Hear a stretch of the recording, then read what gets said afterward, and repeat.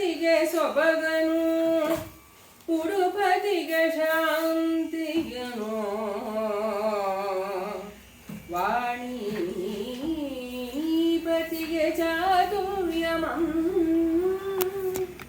ದಿವಸ್ಪತಿಗೆ ಪ್ರತಾಪಮಂ ಸುರಪತಿಗೆ ಭೋಗಮಂ ರತಿಪತಿಗೆ ಮೂಲೋಕವಾವರಿಸುವ ರೂಪಂ ಸರಿತ್ಪತಿಗೆ ಗಂಭೀರತೆಯನು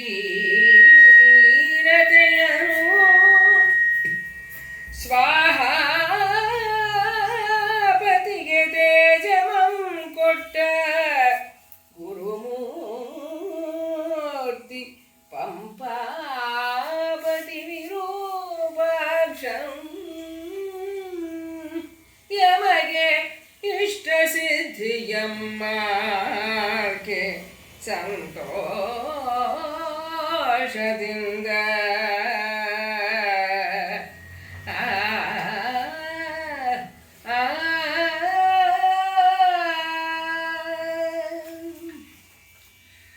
ಮದಹಸ್ತಿ ಇರಿದ ಗಾಯಂಗಳ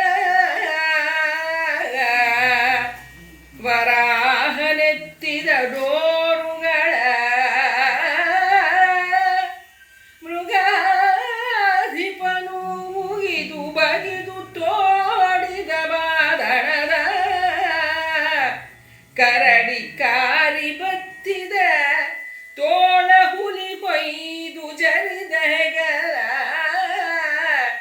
ಪದದಿ ಕೋಣಂ ಹೊಯ್ದ ಹೋರ ಭೇರುಂಡ ನೆರಗಿದ ಗಂಟುಗಳ ಕಡವೆ ತುಳಿದ ಹೆಜ್ಜೆಗಳ ಚಿಹ್ನದ ಬೇಡ ನಾಯಕರು ನೆರೆದರು ಹರಿಶ್ಚಂದ್ರ ಭೂನಾಥನ ಓಲಗದೊಳು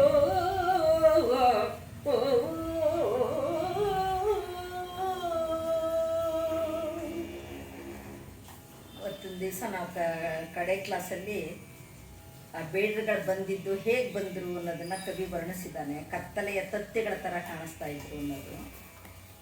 ಈಗ ಆ ಬೇಡ್ರುಗಳಿಗೆ ಯಾವ್ಯಾವ ರೀತಿ ಅವರ ಬೇಡ್ರುಗಳು ಅನ್ನೋದಕ್ಕೆ ಸರಿಯಾಗಿ ಚಿಹ್ನೆಗಳು ಬೇಕಲ್ಲ, ಅವರಿಗೆ ಗುರುತುಗಳು ಹೇಗೆ ಹೇಗೆ ಗಾಯದ ಗುರುತಾಗಿತ್ತು, ಆ ಪ್ರಾಣಿಗಳನ್ನು ಬೇಟೆಯಾಡಕ್ಕೆ ಹೋದಾಗ ಏನೇನು ನಡೆದಿತ್ತು ಅನ್ನೋದನ್ನು ಕವಿ ವರ್ಣಿಸ್ತಾನೆ. ಮದಹಸ್ತಿ ಇರಿದ ಗಾಯಗಳು, ಮತ್ತು ವರಾಹ ಹಂದಿ ಮಾಡಿದ್ದ ಹಂದಿ ಬಗದಿದ್ದು, ಮೃಗಾಧಿಪನ್ ಉಗಿದು ಬಗಿದ ತೋಡಿದ ಅಂದರೆ ಆ ಸಿಂಹ ಮೈ ಮೇಲೆ ನೆಗೆದು ಗಾಯ ಮಾಡಿದ್ದು, ಬಾದಣದ ಕರಡಿ ಹೊಡೆದಿದ್ದು, ಬತ್ತಿದ ತೋಳ ಹುಲಿ ಹೊಯ್ದ ಜರಿದ ಹೆಗಲ ಅಂದರೆ ಈ ತೋಳ ಪರ್ಚಿದ್ದು, ಹುಲಿ ಜರಿದ ಅಂದರೆ ಹುಲಿ ಪರ್ಚಿದ್ದು, ಮತ್ತು ಪದದಿ ಹೆಗಲ ಪದದಿ ಕೋಣಂ ಹೊಯ್ದ ಕೋಣ ಹೆಗಲ ಮೇಲೆ ಗಾಯ ಮಾಡಿದ್ದು, ಹೋರ ಬೇರುಂಡ ನೆರಗಿದ ಗಂಟುಗಳ ಕಡವೆ ತುಳಿದ ಹೆಜ್ಜೆಗಳ ಚಿಹ್ನದ ಬೇಡ ನಾಯಕರು ಅಂದರೆ ಈ ರೀತಿ ಈ ಬೇರುಂಡೆಗಳು ಮತ್ತು ಜಿಂಕೆ ತುಳಿದಿದ್ದು ಈ ಥರದ್ದೆಲ್ಲನೂ ಗಾಯ ಮಾಡಿದ್ದ ಎಲ್ಲ ಚಿಹ್ನೆಗಳ ಗುರುತುಗಳನ್ನು ಇಟ್ಕೊಂಡು ಆ ಬೇಡ್ರುಗಳ ಗುಂಪು ಬಂತು ಅಂತ. ಒಂದು ಕಡೆ ಹೇಳ್ತಾರೆ, ಈ ರಾಘವಾಂಕ ಇಷ್ಟು ಚೆನ್ನಾಗಿ ಬೇಟೆ ವರ್ಣನೆಗಳನ್ನು ಮಾಡ್ತಾನಲ್ಲ, ಪೂರ್ತಿ ಆ ಬೇಡರನ ವರ್ಣನೆ ಬೇಟೆ ವರ್ಣನೆ ಭಾಳ ತುಂಬ ವಿಶದವಾಗಿ ಮಾಡಿದ್ದಾನೆ, ಡಿಟೇಲ್ ಆಗಿ. ಅದು ಹೇಗೆ ಕಾರಣ ಇಷ್ಟರ ಮಟ್ಟಕ್ಕೆ ರಿಯಲಿಸ್ಟಿಕ್ ಆಗಿ ಮಾಡಿದ್ದಾನೆ ಅಂದರೆ, ಅವನು ಕೆಲವು ದಿವಸ ಬೇಟೆಗಾರರ ಜೊತೆ ಹೋಗಿ ಸ್ವಯಂ ನಿಂತು ಎಲ್ಲ ನೋಡಿಕೊಂಡು ಅನುಭವ ತಗೊಂಡು ಬಂದಂತೆ. ಹಾಗಾಗಿ ಅವನಿಗೆ ಹೀಗೆ ಮಾಡ್ಲಿಕ್ಕಾಯ್ತು ಅಂತ ಹೇಳ್ತಾರೆ. ಕಡವೆಗೆ ಅತ್ಯ ಸ್ವಾದಿಯಂಬ ಉಡುಮೊಲಗಳಿಗೆ ದಡಿವೈಲನೆಂಬ ಕರಡಿಯ ಗಂಡನೆಂಬ ಬಿಟ್ಟಡೆ ತೋಳ ಜಜ್ಜರನೆಂಬ ನರಿದಿನಿ ಎಂದೆಂಬ ಕುನ್ನಿಗಳ ನಾಯ್ದು ಗಣನದಿಂಬೇಡವಡೆಯೊಡೆಯರೆಲ್ಲರೂ ನೆರೆದು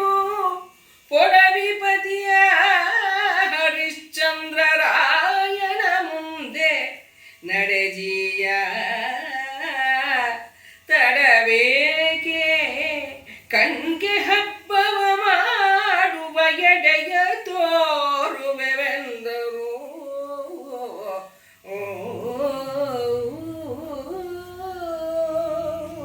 ಈಗ ಬೇಟೆಗಾರನ ವರ್ಣಿಸಿದ್ದಾಯ್ತು. ಮುಂದೆ ಆ ಬೇಟೆ ನಾಯಿಗಳು ಹೇಗಿದ್ವು, ಆ ಬೇಡರ ಹತ್ರ ಇದ್ದಿದ್ದು ಅನ್ನೋದು ಹೇಳ್ತಾನೆ. ಆ ಕಡವೆ ಅಂತಂದರೆ ಗಂಡು ಜಿಂಕೆ ಇರುತ್ತಲ್ಲ, ಅದು ಸಾರಂಗ ಅಂತಾರಲ್ಲ, ಅದರ ರುಚಿ ನಾವು ಹೇಗೆ ನೋಡ್ತೀವಿ, ಆ ಮೊಲಗಳಿಗೆ ಅದನ್ನು ಹೇಗೆ ನಾವು ಬೇಟೆ ಆಡ್ತೀವಿ, ಆ ಕರಡಿಯ ಅದು ಭಾಳ ತಾನು ಕರಡಿ ಇದ್ರೆ ಅದ್ರ ಗಂಡನ ಥರ ನಾವಿದ್ದೀವಿ ಅಂದರೆ ಅದರ ಒಡೆಯನ್ನಷ್ಟು ನಾವು ಶಕ್ತಿವಂತರು. ಆ ತೋಳುಗಳನ್ನು ನಾವು ಜಜ್ಜದೆ ಬಿಡಲ್ಲ. ಮತ್ತು ಆ ನರಿಯ ಸಿಹಿ ಮಾಂಸ ನಮಗೆ ಗೊತ್ತು, ಅಂದರೆ ಇಂಥದ್ದೆಲ್ಲ ನಮಗೆ ಗೊತ್ತಿದೆ ಅನ್ನೋ ಥರ ಅವುಗಳನ್ನೆಲ್ಲ ಬೇಟೆಯಾಡ ಕುನ್ನಿಗಳನ್ನು ಆಯ್ದು ಅಂದರೆ ಅದಕ್ಕೆ ಸರಿಯಾಗಿ ಅಂಥ ನಾಯಿಗಳನ್ನೇ ಆಯ್ದು ತಗೊಂಡು ಬಂದು ಬೇಡ ಒಡೆಯರ್ ಎಲ್ಲರೂ ನೆರೆದು ಪೊಡವಿಪತಿಯ ಹರಿಶ್ಚಂದ್ರ ಅಂದರೆ ಎಲ್ಲ ತೊಗೊಂಡು ಬಂದುಬಿಟ್ಟು ಹರಿಶ್ಚಂದ್ರನ ಮುಂದೆ ನಿಂತು, ನಡಿ ಜಿಯ, ಈಗ ತಡ ಮಾಡಬೇಡ, ನಿನಗೆ ಹಬ್ಬನ ತೋರಿಸ್ತೀವಿ, ಹಬ್ಬವ ಮಾಡು ವೆಡೆಯ. ಅಂದರೆ ಎಲ್ಲಿ ನಾವು ಹಬ್ಬ ಮಾಡ್ತೀವಿ ಅಂದರೆ ಕಾಡಲ್ಲಿ ಬೇಟೆ ಆಡಕ್ಕೆ ಹೋದಾಗ ಅವ್ರಿಗೆ ಅದು ಹಬ್ಬ ಅಲ್ಲ. ಹಾಗಾಗಿ ನಾವೆಲ್ಲಿ ಹಬ್ಬ ಮಾಡ್ತೀವಿ ಅನ್ನೋದನ್ನು ನಿನಗೆ ತೋರಿಸ್ತೀವಿ ನಡಿ ಅಂತ ಹೇಳಿ ಹರಿಶ್ಚಂದ್ರನ ಮುಂದೆ ಮಾಡಿ ಕರ್ಕೊಂಡು ಹೊರಡ್ತಾರೆ.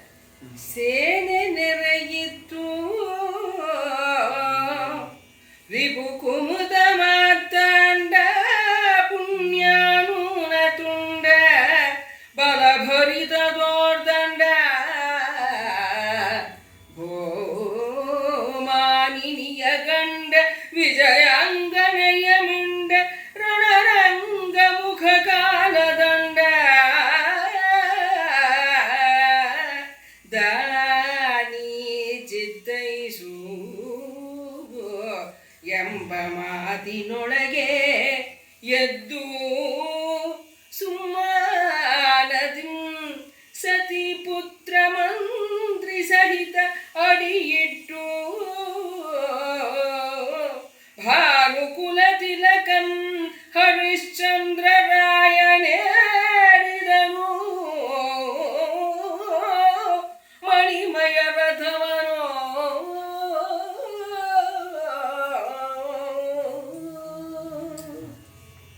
ಇಲ್ಲಿ ಮತ್ತೆ ದೊರೆಯ ವರ್ಣನೆ ಅಂದರೆ ಎಷ್ಟು ಸತಿ ನಾವು ನೋಡಿದ ಹಾಗೆ ರಾಘವಾಂಕ ಈ ಹರಿಶ್ಚಂದ್ರನ ವರ್ಣನೆ ಮಾಡ್ಕೊಂಬರ್ತಾನೆ.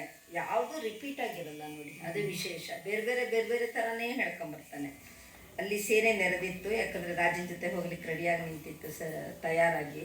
ರಿಪು ಕುಂಭದ ಮಾರ್ತಾಂಡ ಅಂದರೆ ಆ ಶತ್ರುಗಳ ಕನ್ನೈದಿಲೆಗೆ ಯಾರು ಶತ್ರು ಅಂದರೆ ಸೂರ್ಯ. ಆ ಸೂರ್ಯನಂಥ ಮಾರ್ತಾಂಡ ಇವನು. ಪುಣ್ಯ ಊನ ಅಂದರೆ ಅವನು ಪುಣ್ಯದಲ್ಲಿ ಎಂದೂ ನ್ಯೂನತೆನೇ ಇರಲಿಲ್ಲ. ಪುಣ್ಯಾನೂನ ತುಂಡ ಅಂತ ಅಷ್ಟು ಪುಣ್ಯ ಗಳಿಸಿದ್ದವನು, ಪುಣ್ಯ ಫಲಪ್ರದ ಅವನು. ಬಲಭರಿತ ತೋರ್ದಂಡ ಭೂಮಾನಿನಿಯ ಗಂಡ ಅಂದರೆ ಎಲ್ಲ ಇವನ ಪರಾಕ್ರಮನ ಬೇರೆ ಪದಗಳಲ್ಲಿ ಹೊಗಳ್ತಾರೆ. ಭೂಮಾನಿನಿಯ ಗಂಡ ಅಂದರೆ ಭೂದೇವಿಯ ಗಂಡ. ವಿಜಯಾಂಗನೆಯ ಮಿಂಡ ರಣರಂಗ ಮುಖ ಕಾಲದಂಡ ಅಂದರೆ ಯಾವಾಗಲೂ ವಿಜಯನ್ನೇ ಗಳಿಸ್ತಿದ್ದ, ವಿಜಯೋತ್ತನಾಗಿರ್ತಿದ್ದ. ರಣರಂಗ ಮುಖ ಕಾಲದಂಡ ಅಂದರೆ ಯಮಸದೃಶ್ಯನಾಗಿದ್ದವನು. ರಣರಂಗದಲ್ಲಿ ಅವನು ಯಮಸದೃಶ್ಯನಾಗಿರ್ತಾನೆ. ದಾನಿ ಮತ್ತು ಮಹಾಕೊಡುಗೈ ದಾನಿ, ಅದು ಗೊತ್ತಿದೆ. ಚಿತ್ತೈಸೆಂಬ ಮಾತಿನೊಳಗೆದ್ದು ಸುಮ್ಮಾನದಿಂದ, ಚಿತ್ತೈಸು ಅಂತ ಹೇಳಿದಾಗ ರಾಜ ತನ್ನ ಹೆಂಡತಿ ಮಕ್ಕಳನ್ನು ಕರ್ಕೊಂಡು ಭಾನುಕುಲ ತಿಲಕಂ ಹರಿಶ್ಚಂದ್ರ ರಾಯನೇರಿದನು ಮಣಿಮಯ ರಥವನು ಹೊರಡ್ತಾನೆ ಬೇಟೆಗೆ ಇವ್ರ ಜೊತೆ. ಕೊಡವಿ ಜಡಿಯಲು ದೆಸೆಗಳುಬ್ಬ ಸಂಬಡೆ ಹನಿಯ ಹೆಡೆ ಕೊರಳೊಳಾಳೆ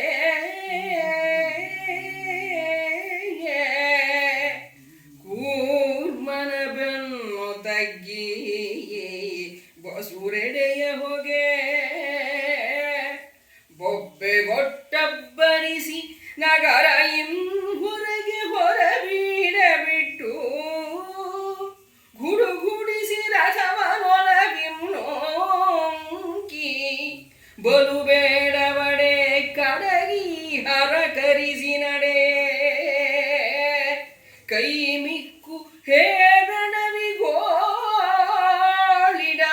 ದಾಳಿ ಇಕ್ಕಿದಂ ನಿಜ ದೇಶ ಜನವನದಿ ಕುಮುದ ಸಖನೋ.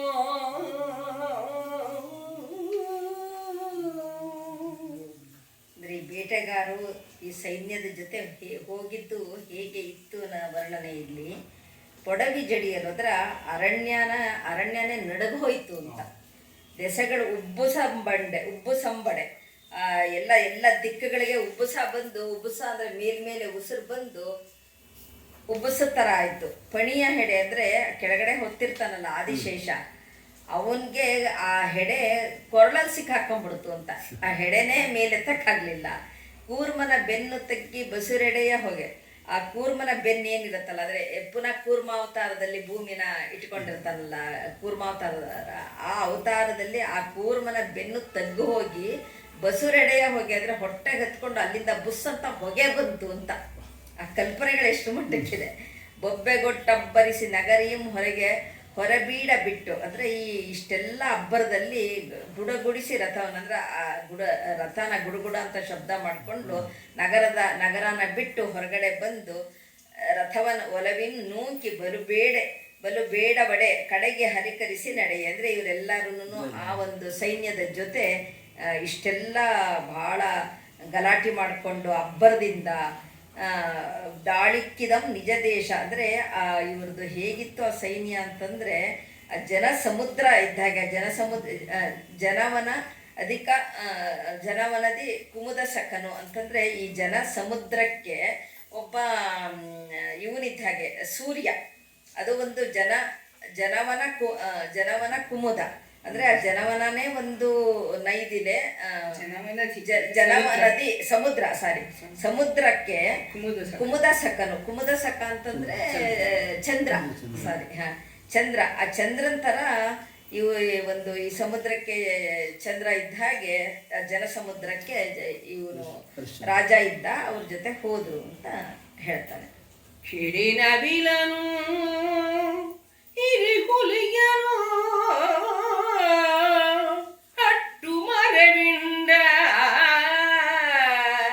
ದರಿಗೆಡವು ಕರಿಯಂ ರೊಪ್ಪ ಬಿಡಿದ ಹಂದಿಗೆ ತಡವಿ ಬಿಡುನಾಯನು ಹೆಚ್ಚು ಅರಳೆಯಂ ಕಲ್ಲಲ್ಲಿಕ್ಕು ಕೋಣನನು ಹೊರ ಹೋಗಲಿಯದೆ ಹೊಡೆ ಉಡುವ ಮರೆ ಬಿಡಿದು ಕುತ್ತು ಕೋಣನನು ಒಯ್ಯನಿಡು ಮೊಲನ ಮರಜು ಸಿಂಹವ ಹಲವು ಬಲೆಗೆದರಿ ನಡೆಗೆಡಿಸು ಹಕ್ಕಿಗಳನ್ನು ಎಂಬ ಬೇಡರ ಬೊಬ್ಬೆಯಿಂದ ಅಡವಿ ಹೀಳಿಟ್ಟುದು.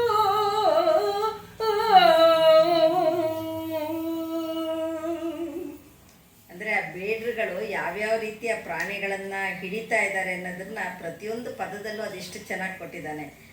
ಹಿಡೀರಿ ಆ ನವಿಲ್ನ, ಹುಲಿಯ ನಟ್ಟಿರಿ, ಆ ಹುಲಿ ನಟ್ಟಿಸ್ಕೊಂಡು ಹೋಗಿ ಮರವಿಂಡದರಿ ಜಿಂಕೆ ಹಿಂಡಿಗಳನ್ನು ಕೆಡವರಿ ಕರಿಯಂ ರೊಪ್ಪ ಬಿಡಿದ ಹಂದಿಗೆ ತಡವಿ ಬಿಡಿ. ಅಂದರೆ ಈ ಕಡೆ ಈ ಹಂದಿಗಳನ್ನು ಹಾಗೆ ತಡವಾಕಿ ಅಂದರೆ ವರ್ಷಾಕಿ ಅನ್ನೋ ಅರ್ಥದ ಮೇಲೆ ಅಲ್ಲ, ಹಂದಿಗೆ ತಡವಿ ಬಿಡು ನಾಯನ್, ಆ ಹಂದಿಗಳಿಗೆ ನಾಯನ್ನ ಬಿಡು. ಈ ಕರಿಯಂ ರೊಪ್ಪ ಬಿಡಿದ ಅಂದರೆ ಇದನ್ನೆಲ್ಲ ದರಿಗಿಡವು ಕರಿಯಂ ಅಂದರೆ ಆನೆಗಳನ್ನೆಲ್ಲ ಹಳ್ಳಕ್ಕೆ ತಳ್ಳ್ರಿ ಅದು ಅಂತ. ತಳ್ಳಿ ರೊಪ್ಪ ಬಿಡಿದ ಹಂದಿಗೆ ತಡವಿ ಬಿಡು ನಾಯ ನೆಚ್ಚ ಎರಳೆಯಂ ಕಲ್ಲಲ್ಲಿಕ್ಕು. ಅರಳೆಗಳಿರುತ್ತಲ್ಲ, ಜಿಂಕೆಗಳು, ಸಣ್ಣ ಮರಿಗಳು, ಅದನ್ನೆಲ್ಲ ಕಲ್ಲಲ್ಲಿ ಹೊಡೀರಿ. ಕೋಣವನ್ನು ಹೊರ ಹೋಗಲಿಯದೆ ಹೊಡೆಯಿ. ಕೋಣಗಳು ಹೊರಗಡೆ ಹೋಗಬಾರ್ದು, ಹಾಗೆ ಅದನ್ನು ಹಿಡಿದು ಹೊಡಿಬೇಕು. ಮರೆವಿಡಿದು ಕುತ್ತು ಕೋಣನ್ ಒಯ್ಯನಿಡು ಅಂದರೆ ಅದನ್ನು ಒಂದು ಕಡೆಗೆ ತಳ್ಳಿ ಆ ಕೋಣನ್ನು ಒಯ್ಯನಿಡು. ಎಲ್ಲ ಒಂದು ಮೂಲೆಗೆ ಹಾಕಿ ಇದನ್ನು ಮಾಡಿ ಹಿಡೀರಿ. ಮೊಲನ ಮರಚು, ಮೊಲಕ್ಕೆ ಹೊಡಿ. ಸಿಂಹವ ಹಲವು ಬಲೆಗೆರೆದು ಅಂದರೆ ಸಿಂಹಗಳಿಗೆ ಬಲೆಗಳು ಹಾಕಿ. ನಡೆಗೆಡಿಸಿ ಹಕ್ಕಿಗಳನ್ನೆಂಬ ಅಂದರೆ ಹಕ್ಕಿಗಳಿಗೆ ದಿಕ್ಕು ತಪ್ಪಿಸಿ ಅಂಥೇಳಿ ಬೇಡರ ಬೊಬ್ಬೆಯಿಂದ ಅಡವಿ ಗೀಳಿಟ್ಟುದು. ಅಂದರೆ ಇಷ್ಟರ ಮಟ್ಟಕ್ಕೆಲ್ಲ ಇವರ ಆಹಾಕಾರ ಬೊಬ್ಬೆ ಆ ಇಡೀ ಒಂದು ಅರಣ್ಯನೇ ಸೀಳಿಡ್ತಾ ಇತ್ತು. ಅಷ್ಟರ ಮಟ್ಟಕ್ಕೆ ಅದು ಜೇಂಕರಿಸ್ತಾ ಇತ್ತು ಇವರ ಬೊಬ್ಬೆ ಅಂತ ಹೇಳ್ತಾನೆ. ಎರಳೆ ಸರಳಿಸಿ ಹೋದುದಲ್ಲಿ ಹಿಂಗಾಲೊದೆದು ತೆರಳ್ದ ಮಣ್ಣಿದೆ ಸೊಕ್ಕಿದೆ ಕಲಂಗಳು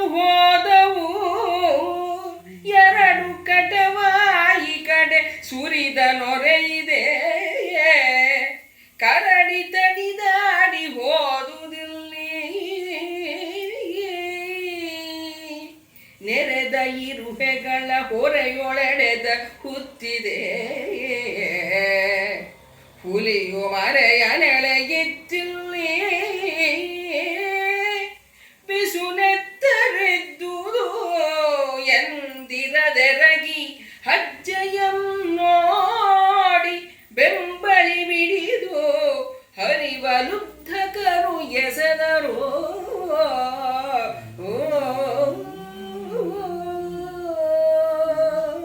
ಅಂದ್ರೆ ಈ ಬೇಟೆಗಾರರಿಗೆ ಪ್ರಾಣಿಗಳದ್ದು ಹೆಜ್ಜೆ ಗುರುತು ಇಷ್ಟು ಚೆನ್ನಾಗಿ ಗೊತ್ತಿರುತ್ತೆ. ಅದನ್ನ ನೋಡಿದ ತಕ್ಷಣ ಓ ಇಲ್ಲಿ ಜಿಂಕೆ ಓಡ್ ಹೋಗಿದೆ ಅಂದ್ರೆ ಹಿಂಗಾಲಲ್ಲಿ ಒದ್ದು ಹೋಗಿದೆ, ಆ ಗುರುತುಗಳು ಗೊತ್ತಾಗ್ತಾ ಇರುತ್ತೆ. ತೆರಳ್ದ ಮಣ್ಣಿದೆ, ಅದು ಒದ್ದು ಹೋದಾಗ ಮಣ್ಣುಗಳು ಹೀಗೆ ಹಾರಿರುತ್ತಲ್ಲ ಅದ್ರ ಹೆಜ್ಜೆ. ಸೊಕ್ಕಿದ ಎಕ್ಕಲಂಗಳು ಹೋದವೆರಡು ಅಂದ್ರೆ ಈ ಹಂದಿಗಳು ಹೋಗಿದೆ, ಅದರ ಕಟವಾಯಿ ಕಡೆ ಸುರಿದ ನೊರೆ ಇದೆ. ಅದು ನೊರೆ ಬಂದಿರುತ್ತಲ್ಲ, ಓಡ್ ಹೋದಾಗ ಅದು ಗಾಬರಿಯಿಂದ ನೊರೆ ಬಂದಿರುತ್ತಲ್ಲ ಅದು ಕಾಣಿಸ್ತಾ ಇದೆ. ಕರಡಿ ತಣಿದಾಡಿ ಹೋದುದಿಲ್ಲಿ, ಕರಡಿ ಸುಸ್ತಾಗಿ ಹೋಗಿದೆ. ಇಲ್ಲಿ ನೆರೆದಿರುವೆಗಳ ಹೊರೆ ಅಂದ್ರೆ ಇಲ್ಲಿ ಹೊರೆಯೊಳು ಒಡೆದ ಹುತ್ತಿದೆ, ಅಲ್ಲಿ ಹುತ್ತಾ ಇದೆ, ಇರುವೆಗಳೆಲ್ಲ ಓಡಾಡ್ತಿದೆ ಅಂದ್ರೆ ಅಲ್ಲಿ ಹುತ್ತಾ ಇದೆ. ಹುಲಿಯು ಮರೆಯನ್ ಎಳೆಯುತ್ತಿಲ್ಲಿ ಬಿಸುನೆತ್ತರಿಂದು ಅಂದರೆ ಆ ಹುಲಿ ಯಾವುದೋ ಒಂದು ಪ್ರಾಣಿನ ಮರೆಯನ್ ಎಳೆಯಿತ್ತಲ್ಲಿ ಪ್ರಾಣಿನ ಆಗ ಕೊಂದು ಎತ್ಕೊಂಡು ಹೋಗಿರೋದು. ಬಿಸಿ ಎಂದೆರಗಿ ಹೆಜ್ಜೆಯಂ ನೋಡಿ ಅಂದ್ರೆ ಅದು ಎಳ್ಕೊಂಡು ಹೋಗಿರೋ ಗುರುತು ಗೊತ್ತಾಗಿರುತ್ತೆ. ಯಾಕಂದ್ರೆ ಅಲ್ಲಿ ರಕ್ತದ ಒಂದೊಂದು ಚುಕ್ಕಿಗಳು ಹೀಗೆಲ್ಲ ಬಿದ್ದಿರುತ್ತಲ್ಲ ರಕ್ತದ್ದು, ಇದನ್ನ ನೋಡಿ ಬೆಂಬಿಡಿದು ಹರಿವ ಲುಬ್ಧ ಕರೆ ಎಸೆದರು ಅಂದ್ರೆ ನಡೀರಿ ಈಗ ಎಲ್ಲ ಇಂತಿಂತ ಕಡೆ ಹೋಗಿದೆ ಇದನ್ನ ಹುಡ್ಕೋಣ ಅಂತ. ನಾವು ಒಂದ್ಸತಿ ನಾಗರಹೊಳೆಗೆ ಹೋದಾಗ ಅಲ್ಲೊಬ್ರು ಚಿನ್ನಪ್ಪ ಅಂತಿದ್ರು, ಫಾರೆಸ್ಟ್ ಆಫೀಸರ್. ಇತ್ತೀಚೆಗೆ ಹೋದ್ರು ಅವರು, 89 ವರ್ಷ. ಚಿನ್ನಪ್ಪ ಅಂತ ಅವ್ರ ಹೆಸರು. ಅವರು ನಾವು ಹೋದಾಗ ಎಲ್ಲ ಪೂರ್ತಿ ಕಾಡೆಲ್ಲ ಸುಮಾರಷ್ಟು ತೋರಿಸಿದ್ರು. ಆವಾಗ ಹೇಳಿದ್ರು ಅವರು, ನೋಡಿ ಈಗ ಇಲ್ಲೆಲ್ಲೋ ಹುಲಿ ಹೋಗಿದೆ, ನೆನ್ನೆ ಹೋಗಿರೋದು, ಅದರದ್ದು ಲದ್ದಿ ತೆಗೆದು ಅದು ನೆನ್ನೆ ಏನು ತಿಂದು ಏನೋ ಬೇಟೆ ಆಡಿದೆ ಅಂತ ಹಾಗೆಲ್ಲ ತೆಗೆದಾಗ ಅದ್ರ ಪೂರ್ತಿ ರೋಮಗಳಿತ್ತು. ಅಂದ್ರೆ ಜಿಂಕೆ ಬೇಟೆ ಆಡಿದೆ ಅದು ನೋಡಿ, ರೋಮಗಳು ಒಂದು ಫುಲ್ ಅದ್ರದ್ದು ರೋಮಗಳಿತ್ತು. ಹಾಗೆ ಅವ್ರಿಗೆ ಇಷ್ಟು ಚೆನ್ನಾಗಿ ಎಲ್ಲ ಗೊತ್ತಾಗ್ತಿತ್ತು ಅಂತಂದ್ರೆ, ಈಗ ನಲ್ಲಿಕಾಯಿ ಎಲ್ಲ ಬಿಡುತ್ತಲ್ಲ ನವೆಂಬರ್ ತಿಂಗಳಲ್ಲಿ, ಆವಾಗ ಈ ಜಿಂಕೆಗಳೆಲ್ಲ ಮರಿ ಹಾಕತ್ವಂತೆ. ಅದಕ್ಕೆ ಮುಂಚೆ ಸ್ವಲ್ಪ ಮೇಟಿಂಗ್ ಸೀಸನ್ನು, ಆಮೇಲೆ ಮರಿ ಹಾಕೋದು. ಯಾಕೆ ಅಂತಂದ್ರೆ ಅವುಗಳು ಮರಿನ ಬಿಟ್ಟು ಹೋಗ್ಲಿಕ್ಕಾಗಲ್ಲ ಜಿಂಕೆಗಳಿಗೆ, ಯಾಕಂದ್ರೆ ಬೇರೆ ಹುಲಿ ಅದು ಇದು ಇರುತ್ತಲ್ಲ ತಿನ್ಬಿಡಕ್ಕೆ. ಅದಕ್ಕೆ ಅವು ನಲ್ಲಿಕಾಯಿ ಮರದ ಹತ್ರ ಕೂತಿರುತ್ತವಂತೆ ಹೆಚ್ಚಾಗಿ, ಹತ್ರ ಆ ಸುತ್ತಮುತ್ತ. ಆ ನಲ್ಲಿಕಾಯಿಗಳ ಬೀಳುತ್ತವಲ್ಲ ಅದನ್ನ ತಿನ್ಕೊಂಡು ಅವಿರುತ್ತವಂತೆ ಅಲ್ಲಿವರೆಗೆ. ಬೇರೆ ಈಗ ಗಂಡು ಜಿಂಕೆ ಅದ್ರ ಜೊತೆ ಇದ್ರೆ ಏನಾದ್ರೂ ತಂದ್ಕೊಡುತ್ತೆ ಅದಕ್ಕೆ, ಆ ಥರನೂ ಅವುಗಳಲ್ಲಿ ಹೆಚ್ಚಿರಲ್ವಂತೆ. ಈಗ ಸಿಂಹ ಆಗಲಿ ಹುಲಿ ಆಗಲಿ ಬೇಟೆ ಆಡ್ಬಿಟ್ಟು ಮಕ್ಳುಗಳಿಗೆ ತಂದ್ಕೊಡುತ್ತವೆ, ಆದರೆ ಇದು ಅಷ್ಟು ಹಾಕಿ ತಂದ್ಕೊಡಲ್ವಂತೆ. ಅದಕ್ಕೇನೆ ಇದು ಮರಿನ ಇಟ್ಕೊಂಡು ಪಾಪ ಅಲ್ಲೇ ಕೂತ್ಕೊಂಡು ಅದು ಈ ನಲ್ಲಿಕಾಯಿ ಈ ಬೇರೆ ಬೇರೆ ಹುಲ್ ತಿನ್ನೋದು ಎಲ್ಲೆಲ್ಲ ಅದೆಲ್ಲ ಹತ್ರ ಇರುತ್ತಲ್ಲ ಆ ಥರ. ಅದಕ್ಕೇನೆ ಏನು ಒಂದು ಯಾವಾಗಲೂ ಅಂದರೆ ಈಗ ಕಾಡಲ್ಲಿರೋ ಜನಗಳಿಗೆ ಅವ್ರನ್ನ ಪಾಡ್ಗೆ ಅವ್ರು ಇರೋಕ್ಕೆ ಬಿಟ್ಟು ಬಿಡಿ, ಆ ಕಾಡಿನ ಏನು ವಸ್ತುಗಳಿದೆಯಲ್ಲ ಅದು ತೊಗೊಂಡು ಅವ್ರು ಇರಲಿ ಅನ್ನೋದು ಒಂದು ವಾದ ಇದೆ. ಈಗ ಹುಣಸೆಕಾಯಿ ಇರ್ಬೋದು, ಆಮೇಲೆ ಸೀಗೆಕಾಯಿ ಇರ್ಬೋದು, ನಲ್ಲಿಕಾಯಿ ಇರ್ಬೋದು, ಈ ಥರದ್ದೆಲ್ಲ ಏನೇನೋ ಮರದಿಂದ ಸಿಗುತ್ತಲ್ಲ, ಅದನ್ನು ಅವ್ರ ಪಾಡ್ಗೆ ಅವ್ರು ತೊಗೊಂಡು ಮಾರ್ಕೊಂಡು ಅವ್ರು ಇರಲಿ, ಅವ್ರಿಗೇನು ತೊಂದರೆ ಮಾಡಬಾರ್ದು ಅನ್ನೋದು ಒಂದು ಈ ಪರಿಸರ ಪ್ರೇಮಿಗಳ ವಾದ. ಅದಕ್ಕೆ ಇನ್ನೊಬ್ರು ಏನಂತಾರೆ, ಅದು ಕಾಡಿಗೆ ಸೇರಿರೋದು, ಪ್ರಾಣಿಗಳಿಗೆ ಬೇಕು ಅದು, ಇದೆಲ್ಲ ಫುಡ್ ಚೈನ್ ಅಲ್ವಾ, ಆ ಫುಡ್ ಚೈನನ್ನು ನೀವು ಇದನ್ನು ಮಾಡಿದಾಗುತ್ತೆ. ಅವ್ರು ನಲ್ಲಿಕಾಯಿ ಆರಿಸ್ಕೊಂಬರ್ತಾರೆ, ಜಿಂಕೆಗೆ ಆಹಾರ ಇರಲ್ಲ, ಮತ್ತೇನೋ ಮಾಡ್ತಾರೆ ಅವರು, ಅಂದರೆ ಅದೆಲ್ಲ ತೊಂದರೆ ಆಗುತ್ತೆ. ಅದಕ್ಕೆ ಬೇಡ, ಅವ್ರನ್ನ ಹೊರಗಡೆ ಕರ್ಕೊಂಬಂದು ಅವ್ರನ್ನ ರಿಹ್ಯಾಬಿಲಿಟೇಟ್ ಮಾಡಿ ಅಂತ ಇನ್ನೊಂದು ವಾದ. ಕಡೆಗೆ ಹೀಗೆ ನಡೀತಿರುತ್ತೆ ಅದು. ಗೋರಿ ಬೆಂಟೆಯ ನಾಡಿ ಗೋವರಂ ತಿರುಗಿ ಕಾಂತಾರದೊಳು ಮೃಗವ ನೆಲೆಗೊಳಿಸಿ ಮೇಘಾಳಿಗಿಂ ದೂರದಿಂ ತೋರೆತ್ತ ನೊಡ್ಡಿ ಕಿಗ್ಗಾಳಿಗಿಂ ಬಂಡಿಯಿಂದಿಳುಹಿ ಹುಲಿಯ ಹಾರೈಸಿ ತಲೆದಡವಿ ತೋರಿ ಹಾಸವತಿವಿದೋ ದೂರದಿಂ ಹಸರಿಸಿ ಹತ್ತಿ ಹಣುಗಿ ನೆಲಕೋರ ನನುವಿನಳವಿಗೆ ಜುಣುಗಿ ನಡೆದು ಬಳಿಕೆಗೆದುದು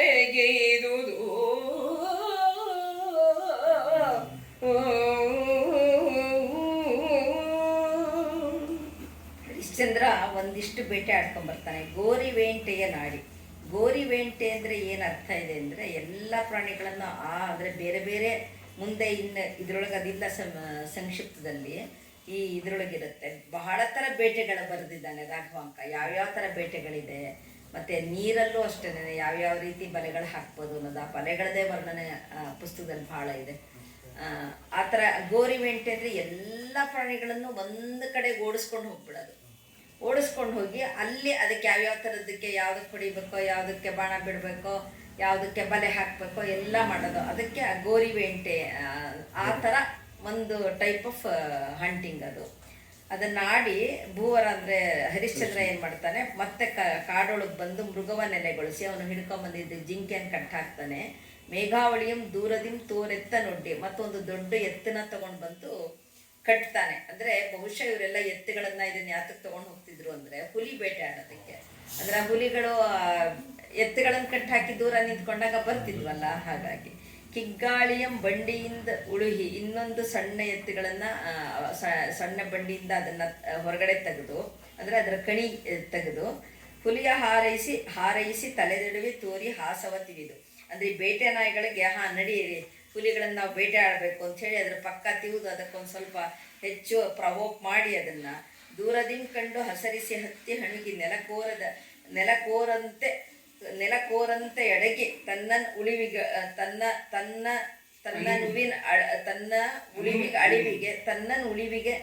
ತನ್ನ ಉಳಿವಿನ ಅಳಿವಿಗೆ ಜುಣಿಗಿ ನಡೆದು ಬಳಿಕೆಗೈದುದು. ಆ ನಾಯಿಗಳು ಹೇಗೆ ಮಾಡ್ತಾ ಇದ್ವು ಅಂದರೆ ನೆಲದ ಮೇಲೆ ಹೀಗೆ ತಲೆ ಕೊಟ್ಕೊಂಡು ಮಲ್ಕೊಂಡಿರೋದು, ಏನು ಗೊತ್ತಿಲ್ಲದೆ ಇದ್ದವ್ರು ಹಾಗೆ ಮತ್ತೆ ಯಾವುದಾದ್ರೂ ಪ್ರಾಣಿ ಬಂದ ತಕ್ಷಣ ನಾವು ಅದರ ಮೇಲೆ ಚಿಮ್ಮುತ್ತೀವಿ ಅಂತ ಹೇಳಿ ಅದರ ತಮ್ಮ ಸಾಮರ್ಥ್ಯ ತೋರಿಸೋದಕ್ಕೆ ಅವುಗಳು ಬಹಳ ಉತ್ಸುಕವಾಗಿದ್ವು ಅಂತ. ಹೇಗೆ ಮಾಡ್ತೀವಿ ನೋಡಿ ನಾವು ಅಂತ.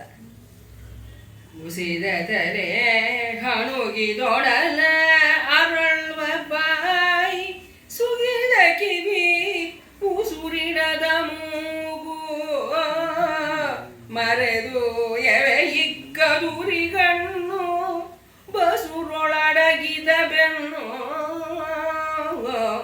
ನಿಮಿರ್ದ ಕೊರಳು ಅಡಿಗಡಿಗೆ ಗಜ ಭಜಿಸುತ್ತಿದ ಮುಂದಡಿಯಸೆಯೇ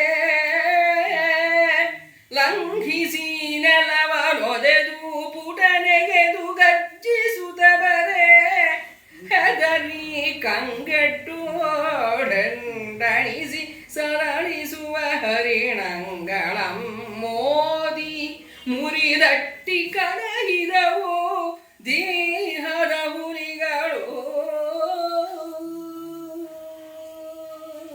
ಮತ್ತೆ ಮುಂದುವರೆದು ಈ ನಾಯಿಗಳ ಬೇಟೆ ನಾಯಿಗಳ ವರ್ಣನೆ ಇದು.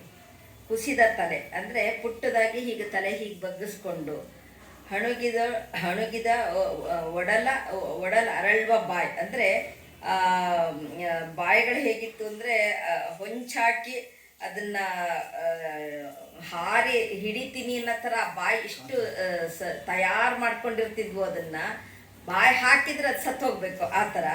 ಸುಗಿದ ಕಿವಿ ಅಂದರೆ ಆ ನಾಯಿಗಳಿಗೆ ಕಿವಿ ತುಂಬ ಸೂಕ್ಷ್ಮ ಅಲ್ವಾ, ಭಾಳ ಸೂಕ್ಷ್ಮ ಕಿವಿ ಅದಕ್ಕೆ. ಹಾಗಾಗಿ ಆ ಕಿವಿಗಳು ನೆಟ್ಟಿಗಿಟ್ಕೊಂಡು ಯಾವ ಪ್ರಾಣಿ ಬಂದಿದೆ ಅದನ್ನು ಗಮನಿಸ್ತಾ ಇದ್ವು. ಕಿವಿ ಉಸುರಿಡದ ಮೂಗು ಅಂದರೆ ಜೋರಾಗಿ ಹಾಗೆ ಉಸಿರಾಡ್ತಾ ಇದ್ವು ಅವುಗಳು. ಮೆರೆದೇವೆ ಇಕ್ಕ ಉರಿಗಣ್ಣುಗಳು ಅಂದರೆ ಒಂದೇ ಸಮದ ದೃಷ್ಟಿನ ಭಾಳ ಒಂದೇ ಕಡೆಗೆ ನೋಡ್ತಾ ಇದ್ದದಕ್ಕೆ ಆ ಕಣ್ಣುಗಳು ಕೆಂಪಾಗಿದ್ವು. ಅಡಗಿದ ಬೆನ್ನು ಅಂದರೆ ನಾಯಿಗಳು ಇವುಗಳಿಗೆಲ್ಲ ಏನು ಮಾಡಿರ್ತಾರೆ, ಅದು ಸಾಕಷ್ಟು ಅದಕ್ಕೆ ಊಟ ತಿಂಡಿ ಕೊಟ್ಟರು ಓಡಿಸ್ಬೇಕು ಅಂತಂದ್ರೆ ಅದು ಸಣ್ಣಕ್ಕಿರ್ಬೇಕು. ಹಾಗಾಗಿ ಅದು ಹೇಗೆ ಇದ್ರೊಳಗೆ ಇದ್ರ ನಾಯಿ ಇದೆ ನೋಡಿ ಸರ್, ಇಲ್ಲಿ ಯಾವುದೋ ಒಂದು ಸಣ್ಣ ಮುದೋಳ್ ನಾಯಿ, ಅದು ಹಾಗೆ ಅಲ್ವಾ, ಕಾಲೆಲ್ಲ ಉದ್ದ, ಮೈ ಹೀಗುದ್ದ, ಸಣ್ಣಕ್ಕಿರುತ್ತೆ, ಬಟ್ ಏನು ಸ್ಟ್ರಾಂಗ್ ಆಗಿರುತ್ತೆ ಅದು. ಆ ಥರ ಬಹುಶಃ ಅದನ್ನು ಬೇಟೆಗೆ ಉಪಯೋಗಿಸ್ತಿದ್ರೇನೋ ಆಗ. ಈಗಾನು ಅದಕ್ಕೆ ಮಿಲ್ಟ್ರಿಯವರೆಲ್ಲ ಅದನ್ನು ಭಾಳ ಉಪಯೋಗಿಸ್ತಾರಂತಲ್ಲ. ನಿಮಿರ್ದ ಕೊರಳು ಅಡಿಗಡಿಗೆ ಗಜ ಒಜಿಸುತ್ತಿಹ ಅಂದರೆ ಕತ್ತುಗಳನ್ನು ಹೀಗೆ ಬಗ್ಕೊಂಡು ಮುಂದಡಿ ಇಡೋದು, ಲಂಘಿಸೋದು, ಓಡ್ ಹೋಗೋದು, ಮತ್ತೆ ಶಬ್ದ ಕೇಳಿಸ್ಕೊಳ್ಳೋದು, ಪುಟ ನೆಗೆಯೋದು, ಗರ್ಜಿಸೋದು, ಹೇಗೆ ಬರೇ ಗರ್ಜಿಸುತ್ತಾ ಬರೇ ಹೆದರಿ ಕಂಗೆಟ್ಟು ಇವೆಲ್ಲ ಇವುಗಳು ಮಾಡ್ತಾ ಇದ್ದಿದ್ದನ್ನು ನೋಡಿ ಆ ಹರಿಣಗಳು ಹೆದರ್ಕೊಂಡು ಪಾಪ ಅವುಗಳನ್ನು ಓಡೋಗ್ತಿದ್ವು, ಅವುಗಳಿಗೆ ಹಿಡಿದು ಹೊಡಿತಿದ್ವು. ಹರಿಣಂಗಳ ಮೋದಿ ಮುರಿದಟ್ಟಿ ಕೆಡಹಿದವು ದೀಹದ ಹುಲಿಗಳು. ಅಂದರೆ ಈ ದೀಹದ ಅಂತಂದರೆ ಬೇಟೆಗಾಗಿ ತಯಾರಾದ ಈ ನಾಯಿಗಳು ಒಳ್ಳೆ ಹುಲಿಗಳ ಥರ ಅವುಗಳನ್ನು, ಜಿಂಕೆಗಳನ್ನು ಅದ್ರ ಮೇಲೆ ಆಕ್ರಮಣ ಮಾಡ್ತಿದ್ವು ಅಂತ ಹೇಳ್ತಾನೆ ಕವಿ. ಕಂಟಣಿಸಿದ ಖಗವನು ಈ ಮೃಗವನೆಂತಕ್ಕೆ ಬೆಂಟೆಯಾಡಿದನೆಂದು ಪೊಗಳಲೇವುದು. ಗೋರಿ ವೆಂಟೆ ಪಳಹರ ವೆಂಟೆ ಪಟ ವೆಂಟೆ ವಿದ್ಯಾಧರರ ವೆಂಟೆ ಚಿತ್ರ ವೆಂಟೆ ಅಂಟು ಜಲ ವೆಂಟೆ ತೋಹಿನ ವೆಂಟೆ ಘನಸೋಹು ವೆಂಟೆಗಳನಿಪ್ಪ ಹೆಸರಂ ಹೊತ್ತು ಮೆರೆಯುತ್ತ ಇಪ್ಪ ಎಂಟು ತೆರದ ಉಚಿತ ವೆಂಟೆಯ ನಾಡಿದಂ ಹರಿಶ್ಚಂದ್ರ ವಸುಧಾಧೀಶನೋ.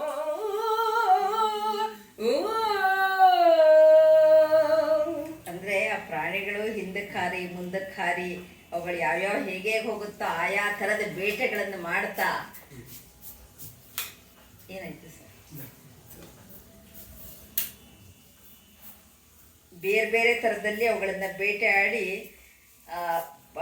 ಗೋರಿ ಬೇಂಟೆ, ಪಳಹರ ಬೇಂಟೆ, ಪಟ ಬೇಂಟೆ, ಅಂದರೆ ಇದೆಲ್ಲ ಬೇರೆ ಬೇರೆ ಥರದ್ದು. ಯಾರಾದ್ರು ಬೇಟೆಗಾರನ್ನೇ ಕೇಳಬೇಕು, ಯಾಕಂದರೆ ಈಗಿಂಥ ಬೇಟೆಗಳೆಲ್ಲ ಇರ್ಲಿಕ್ಕೆ ಶಕ್ಯ ಇಲ್ಲ. ಇದೆಲ್ಲ ರಾಘವಾನ್ ಕಾಲದಲ್ಲಿ ಇರುತ್ತೆ. ಯಾಕಂದರೆ 10-12 ಶತಮಾನದಲ್ಲೆಲ್ಲ ಆವಾಗ ಬೇಟೆಗಳಿಗೆಲ್ಲ ಮಾಮೂಲಿ ಇರ್ತಿತ್ತು. ಅವಾಗೇನು ಅದಕ್ಕೇನು ಬೇಟೆ ಆಡಬಾರ್ದು ಅನ್ನೋ ಯಾವುದೇ ಕಾಯ್ದೆ ಕಾನೂನು ಇರಲಿಲ್ಲ. ಹಾಗಾಗಿ ಬೇರೆ ಬೇರೆ ಥರ ವಿದ್ಯಾಧರರ ಬೇಂಟೆ, ಚಿತ್ರ ಬೇಂಟೆ, ಉಂಟು ಜಲಬೇಂಟೆ, ತೋಹಿನ ಬೇಂಟೆ, ಘನ ಸೋಹು ಬೇಂಟೆಗಳ ಎನಿಪ ಹೆಸರಂ ಹೊತ್ತು ಮೆರೆವುತಿಪ್ಪೆಂಟು 8 ಇದು ತಿಪ್ಪೆಂಟು ಮೆರೆಯುತ್ತಿಪ್ಪ 8 ಥರ ತೆರೆದು ಚಿತವೇಂಟೆಯ ನಾಡಿದ ಹರಿಶ್ಚಂದ್ರ ವಸುಧಾಧೀಶನು. ಅಂದರೆ ಈ ಥರದ್ದೆಲ್ಲ 8 ಥರದ ಬೇಟೆಗಳನ್ನು ಎಲ್ಲ ಆಡಿದಾನೆ ಅಂತಂದ್ರೆ ಆಗಿನ ರಾಜರುಗಳು ಇದನ್ನೆಲ್ಲ ಬಹಳ ಕಲ್ತಿರ್ತಿದ್ರು ಅಂತ ಆಯ್ತು. ಗಣ್ಯತರ ಗೌತಮಾರಣ್ಯದಲ್ಲಿ ದಂಡಕಾರಣ್ಯದಲ್ಲಿ ಕ್ರೌಂಚಕಾರಣ್ಯದಲ್ಲಿ ಭಯಗುಹಾರಣ್ಯದಲ್ಲಿ ನೂತದಶಾರಣ್ಯದಲ್ಲಿ ಘೋರ ಗಂಧೀರವಾರಣ್ಯದಲ್ಲಿ ಪುಣ್ಯ ಬಿಡಿದ ನ್ಯಾನಿಮಿಷ ಅರಣ್ಯದಲ್ಲಿ ಮಾನುಷಾರಣ್ಯದಲ್ಲಿ ಬೇಂಟೆಯಾಡುತ್ತ ನಡೆತಂದು ಅಖಿಲ ಪುಣ್ಯವೆಂದೆನಿಪ ಕಿಷ್ಕಿಂಧಾಚಳಕ್ಕೆ ಬಂದನು ಹರಿಶ್ಚಂದ್ರ ನೃಪನು.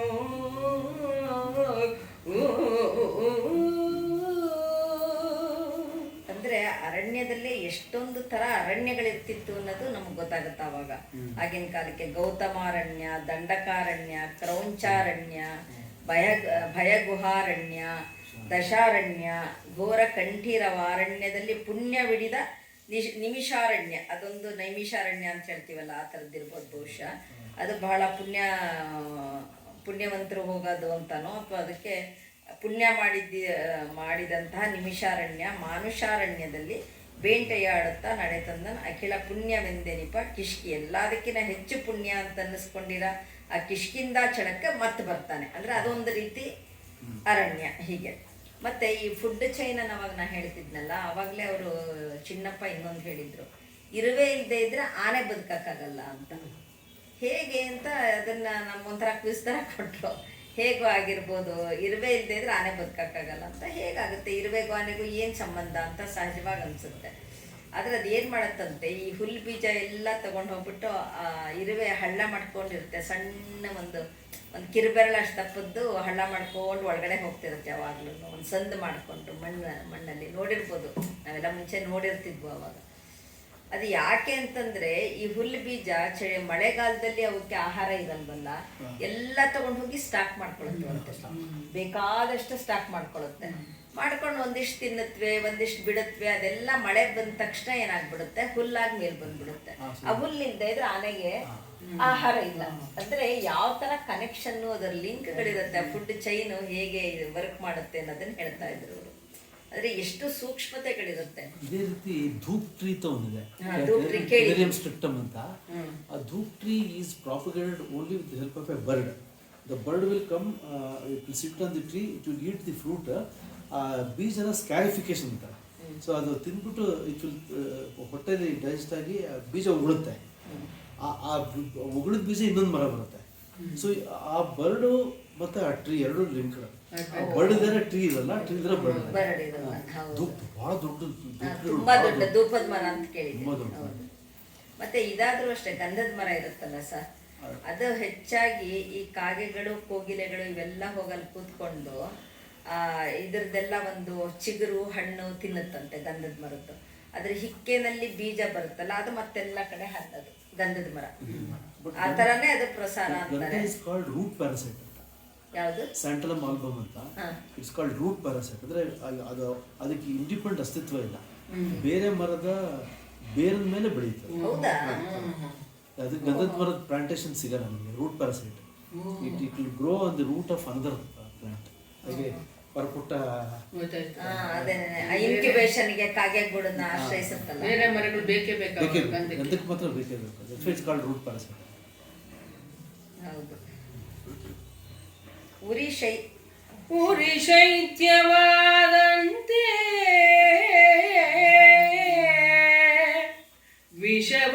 ವಿಷವಮೃತವಾದಂತೆ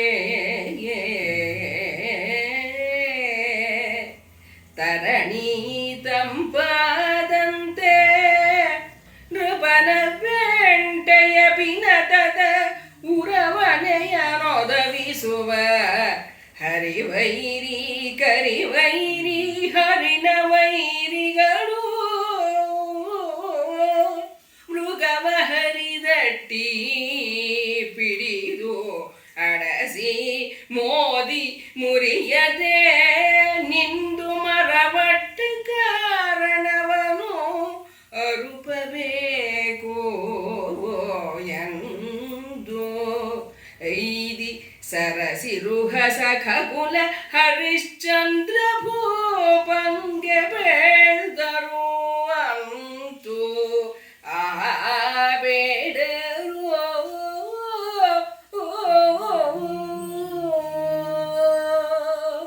ಎಂತ ಒಂದು ವಿಚಿತ್ರ ಒಂದು ಚಮತ್ಕಾರ ತಗೊಂಬಂದಿದ್ದಾನೆ ಕವಿ ಇಲ್ಲಿ. ಉರಿ ಶೈತ್ಯವಾದಂತೆ ಅಂದ್ರೆ ಆ ಬೆಂಕಿ ಶಾಂತವಾಗಿ ಅಂದ್ರೆ ತಣ್ಣಗಾದ ರೀತಿ, ವಿಷಾನೇ ಅಮೃತ ಆಗೋದಾಗೆ, ತರಣಿ ತಂಪಾದಂತೆ ಆ ಸೂರ್ಯ ತಂಪಾಗಿ ಹೋಗ್ತಾನೆ. ನೃಪನ ಬೇಟೆಯ ಬಿನದ ಉರುವಣಿಯನ್ನು ಒದಗಿಸುವ ಹರಿವೈರಿ ಅಂದ್ರೆ ಈ ಒಂದು ಬೇಟೆಯ ಹಬ್ಬ ಮಾಡೋ ಅಂಥ, ಸಂಭ್ರಮ ಮಾಡೋ ಅಂಥ ಮಾಡಬೇಕಾದಂಥ ಹರಿವೈರಿ ಕರಿವೈರಿ ಹರಿಣ ವೈರಿಗಳು ಅಂದರೆ ಈ ಸಿಂಹ, ಹುಲಿ ಇವುಗಳೆಲ್ಲನೂ ಬೇಟೆನೇ ಆಡದೆ ಹರಿದಟ್ಟಿ ಪಿಡಿದಡಿಸಿ ಮೋರಿ ಮುರಿಯದೆ ನಿಂದು ಏನೂ ಮಾಡದೆ ಅವುಗಳನ್ನೆಲ್ಲ ಸುಮ್ಮನೆ ನೋಡ್ಬಿಟ್ಟು ಹಾಗಿಂದ ಹಾಗೆ ಅಂದರೆ ಈ ಕರಿವೈರಿ ಅಂದರೆ ಸಿಂಹ, ಹರಿಣ ವೈರಿ ಅಂದರೆ ಹುಲಿ, ಇವುಗಳೆಲ್ಲನೂ ಏನೂ ಮಾಡದೆ ಮರವಟ್ಟ ವಾಪಸ್ ಹಾಗೇನೆ ಸೌಮ್ಯವಾಗಿ ವಾಪಸ್ ಬರ್ತಾ ಇದೆ. ಬೇಟೆನೇ ಆಡ್ತಾ ಇಲ್ಲ, ಅವುಗಳ ಮೇಲೆ ಎಗರ್ತಾನೆ ಇಲ್ಲ. ಯಾಕೆ, ಏನಾಗಿದೆ ಕಾರಣ ಅಂತ ಹೇಳಿ ಅದನ್ನ ರಾಜನಿಗೆ ಹೇಳಲಿಕ್ಕೆ ಬರ್ತಾರೆ. ಈ ಥರ ಮಾಡೋದಕ್ಕೆ ಕಾರಣ ಏನು ಹೀಗೆ ಅಂತ ಅಂದ್ಕೊಂಡು ಚಿತ್ರತರವಾದುದಿಂದಿ ಕಾರಣಂ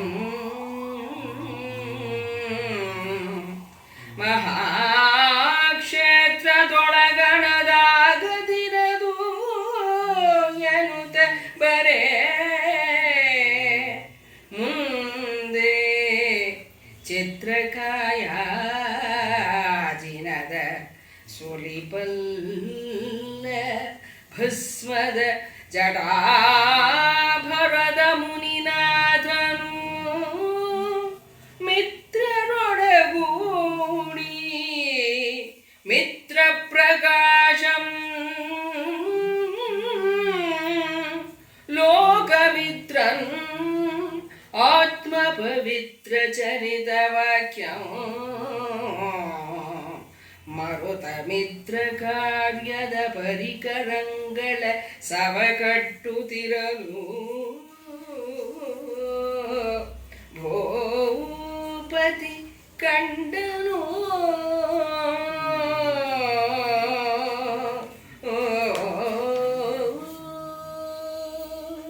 ಅಂದರೆ ಕವಿ ಈಗ ನಮ್ಮನ್ನ ಬೇಟೆಯಿಂದ ಒಂದು ಸ್ವಲ್ಪ ಪಕ್ಕಕ್ಕೆ ಸರಿಸ್ಕೊಂಡು ಬರ್ತಾನೆ. ಅಷ್ಟೊತ್ತಿಂದ ಬೇಟೆದೇ ಆಯ್ತಲ್ಲ, ಹಾಗಾಗಿ ಒಂದು ಸ್ವಲ್ಪ ಡಿವಿಯೇಷನ್ ಅನ್ಬೋದು ಇದನ್ನ. ಈ ಥರ ಏನಿದೆ ವಿಚಿತ್ರವಾಗಿದೆ, ಹೀಗೆ ಈ ಕಾಡಲ್ಲಿ ಮೃಗಗಳನ್ನ ಕೊಲ್ತಾನೆ ಇಲ್ವಲ್ಲ ಇವು ಅನ್ನೋ ಥರ ಯೋಚನೆ ಮಾಡ್ಕೊಂಡು ಬರ್ತಿರೋವಾಗ ಚಿತ್ರಕಾಯಾಜಿನದ ಅಂದರೆ ಹುಲಿ ಚರ್ಮ ತೊಟ್ಟಿರೋ ಅಂಥ ಸುಲಿಪಲ್ಲ ಭಸ್ಮದ ಅಂದರೆ ಭಸ್ಮ ಲೇಪ ಮಾಡ್ಕೊಂಡಿರೋ ಒಬ್ಬ ಮುನಿನಾಥ ಮಿತ್ರರೊಡಗೂಡಿ ಮಿತ್ರ ಪ್ರಕಾಶಂ ಅಂದರೆ ಆ ಸೂರ್ಯನ ಥರ ಹೊಳಿತಾ ಇರೋ ಅಂಥವನು ಅವನ ಸ್ನೇಹಿತರು ಅಂದರೆ ಬೇರೆ ಸುತ್ತ ಇತರೆ ಜನಗಳನ್ನು ಸ್ನೇಹಿತರನ್ನ ಕೂಡಿ ಲೋಕಮಿತ್ರನಾತ್ಮ ಪವಿತ್ರ ಚರಿತ ವಾಕ್ಯಂ ಅಂದರೆ ಒಂದು ಸಮಾಲೋಚನೆ ಮಾಡ್ತಾ ಇದ್ದಾನೆ. ಮರುತ ಮಿತ್ರ ವಾಕ್ಯದ ಪರಿಕರಂಗಳಂ ಅಂದರೆ ಯಾವುದೋ ಒಂದು ಅಗ್ನಿ ಕಾರ್ಯ ಮಾಡಬೇಕಾಗಿದೆ, ಹೋಮ ಮಾಡಬೇಕಾಗಿದೆ ಅನ್ನೋದ್ರ ಬಗ್ಗೆ ಮಿತ್ರನಾತ್ಮ ಪವಿತ್ರ ಚರಿತ ವಾಕ್ಯಂ ಅಂದರೆ ಅದರ ಬಗ್ಗೆ ಸಮಾಲೋಚನೆ ಮಾಡ್ತಾ ಇದ್ದಾನೆ. ಅದನ್ನ ಈ ಭೂಪತಿ ನೋಡ್ತಾನೆ. ಪರಿಕರಂಗಳಂ ಅಂದರೆ ಅದನ್ನೆಲ್ಲ ಪರಿಕರಗಳು ಏನೇನು ಬೇಕಾಗಿರುತ್ತಲ್ಲ ಹೋಮಕ್ಕೆ, ಅದರ ಬಗ್ಗೆ ಸಮಾಲೋಚನೆ ನಡೆಸ್ತಾ ಇದ್ದಾನೆ ಅಂತ. ಹೆಂದದಾನಂದದಿ ಬಂದು ವಂದಿಸಿ ಮುಂದೆ ನಿಂದು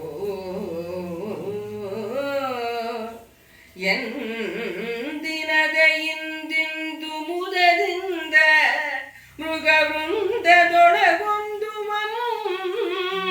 ಕೊಂದಿಕ್ಕರೆ ಎಮ್ಮ ಮೃಗವಿದ್ದುದಕ್ಕೆ ಕಾರಣವನು ತಂದೆ ಕುಂದದೆ ಕರುಣಿಸು ಎಂದು ವಂದಿಸಿ ಭೂಪ ಕಂದರ್ಪನು ಇನಕುಲ ಹರಿಶ್ಚಂದ್ರ ಭೂನಾಥನೆಂದಡೆ ಆ ಮುನಿನಾಥವಂದು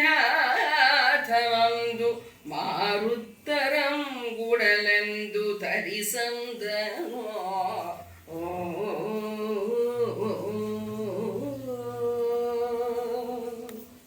ಹರಿಶ್ಚಂದ್ರ ಎಂದಿನ ತನ್ನ ಮನೋಸ್ಥಿತಿ ಥರ ಅಂದರೆ ಒಂದು ರೀತಿ ಯಾವಾಗಲೂ ಹಸನ್ಮುಖಿ ಆನಂದದಿಂದ ಬಂದು ಯಾರು ಅಲ್ಲಿ ಋಷಿ ಇರ್ತಾರಲ್ಲ ಅವರುಗಳಿಗೆ ಮುನಿಗಳಿಗೆ ವಂದಿಸಿ ಕೇಳ್ತಾನೆ. ಮುದದಿಂದ ಮೃಗವೃಂದದೊಳಗೆ ಒಂದು ಈ ಮೃಗಗಳು ಒಂದಕ್ಕೊಂದು ಕೊಂದಿಕ್ಕದೆಮ್ಮ ವಿರುದುದಕ್ಕೆ ಕಾರಣವನು ಅಂದರೆ ಈ ಕಾರಣ ಕೇಳ್ತಾನೆ. ಈಗ ನಾವು ಈ ಅಡವಿನಲ್ಲಿರೋ ಒಂದು ಮೃಗಾನೂ ನಮ್ಮ ಬೇಟೆ ಮೃಗಗಳು ಕೊಲ್ತಾನೇ ಇಲ್ಲ, ಹೋಗಿ ಹಾಗೆ ಹಿಂದೆ ಬರುತ್ತೆ. ಇದಕ್ಕೇನು ಕಾರಣ? ತಂದೆ ಕುಂದದೆ ಕರುಣಿಸೆಂದು ವಂದಿಸಿ ಭೂಪ ಅಂದರೆ ಇವನು ಹರಿಶ್ಚಂದ್ರ ಭೂನಾಥ ಆ ಮುನಿನಾಥನ್ನ ಕೇಳ್ತಾನೆ, ಯಾಕಿದು ಕಾರಣ ಏನಿದಕ್ಕೆ ಅಂತ ಅನ್ಕೊಂಡು.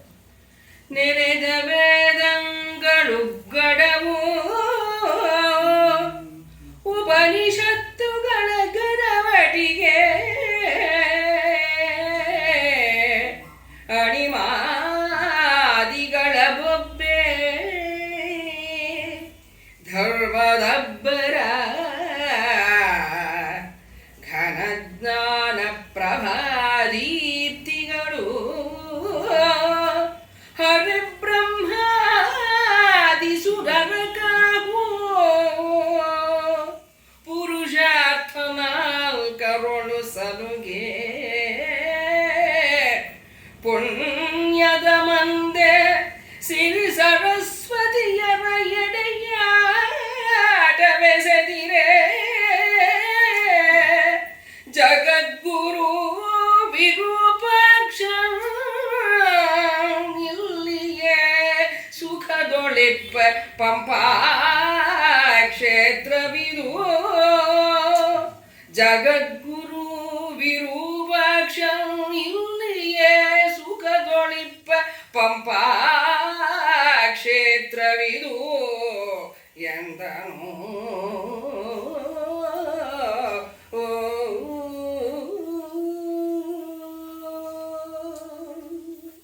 ಪ್ರತಿಯೊಬ್ಬ ಕವಿಗೂನು ತನ್ನ ಕ್ಷೇತ್ರ ಅಂದ ತಕ್ಷಣ ಎಷ್ಟು ಅಭಿಮಾನ ಪ್ರೀತಿ ಬಂದ್ಬಿಡುತ್ತೆ. ಎಲ್ಲಾರ್ನು ಈ ತನ್ನ ಪಂಪ ಕ್ಷೇತ್ರಕ್ಕೆ ಎಳ್ಕೊಂಬರ್ತಾನೆ. ವಿರೂಪಾಕ್ಷ ಬಂದ ಅಂದ್ರೆ ಈಶ್ವರನ್ನೇ ಇಲ್ಲಿ ಕರ್ಕೊಂಬರ್ತಾನೆ, ಹರಿಶ್ಚಂದ್ರನ್ ಇಲ್ಲಿ ಕರ್ಕೊಂಬರ್ತಾನೆ, ಇಲ್ಲೇ ಬೇಟೆ ಎಲ್ಲ ಇಲ್ಲೇ ನಡೀತು ಅಂತ ಕಡೆಗೆ ಅಲ್ಲಿಗೆ ಕರ್ಕೊಂಬರೋದು. ಅಂದ್ರೆ ಅವರ ಪ್ರೀತಿ ತೋರಿಸುತ್ತೆ. ಈಗ ಪಂಪ ಬನವಾಸಿ ಬಗ್ಗೆ ಹೇಳ್ತಾನಲ್ಲ, ಹಾಗೆ ಎಲ್ಲ ಕವಿಗಳಿಗೂ ಅವ್ರವ್ರ ಕ್ಷೇತ್ರದ ಬಗ್ಗೆ ಅಂದ್ರೆ ಅವರ ಭಾವಕೋಶ ಅಲ್ಲೇ ಇರುತ್ತಲ್ಲ, ಹಾಗಾಗಿ ಅದರ ಬಗ್ಗೆ ಅವ್ರಿಗೆ ಚಿರಪರಿಚಿತ ಪ್ರೀತಿ ಅಭಿಮಾನ ಇರುತ್ತೆ. ಈ ಕ್ಷೇತ್ರ ಹೇಗಿದೆ ಅಂದ್ರೆ ನೆರೆದ ವೇದಂಗಳ ಅಗ್ಗ ಉಪನಿಷತ್ತುಗಳ ಗರವಟಿಕೆ, ಅಂದ್ರೆ ಇಲ್ಲೆಲ್ಲಾನು ವೇದ ಉಪನಿಷತ್ತುಗಳ ನಾಡು ಇದು.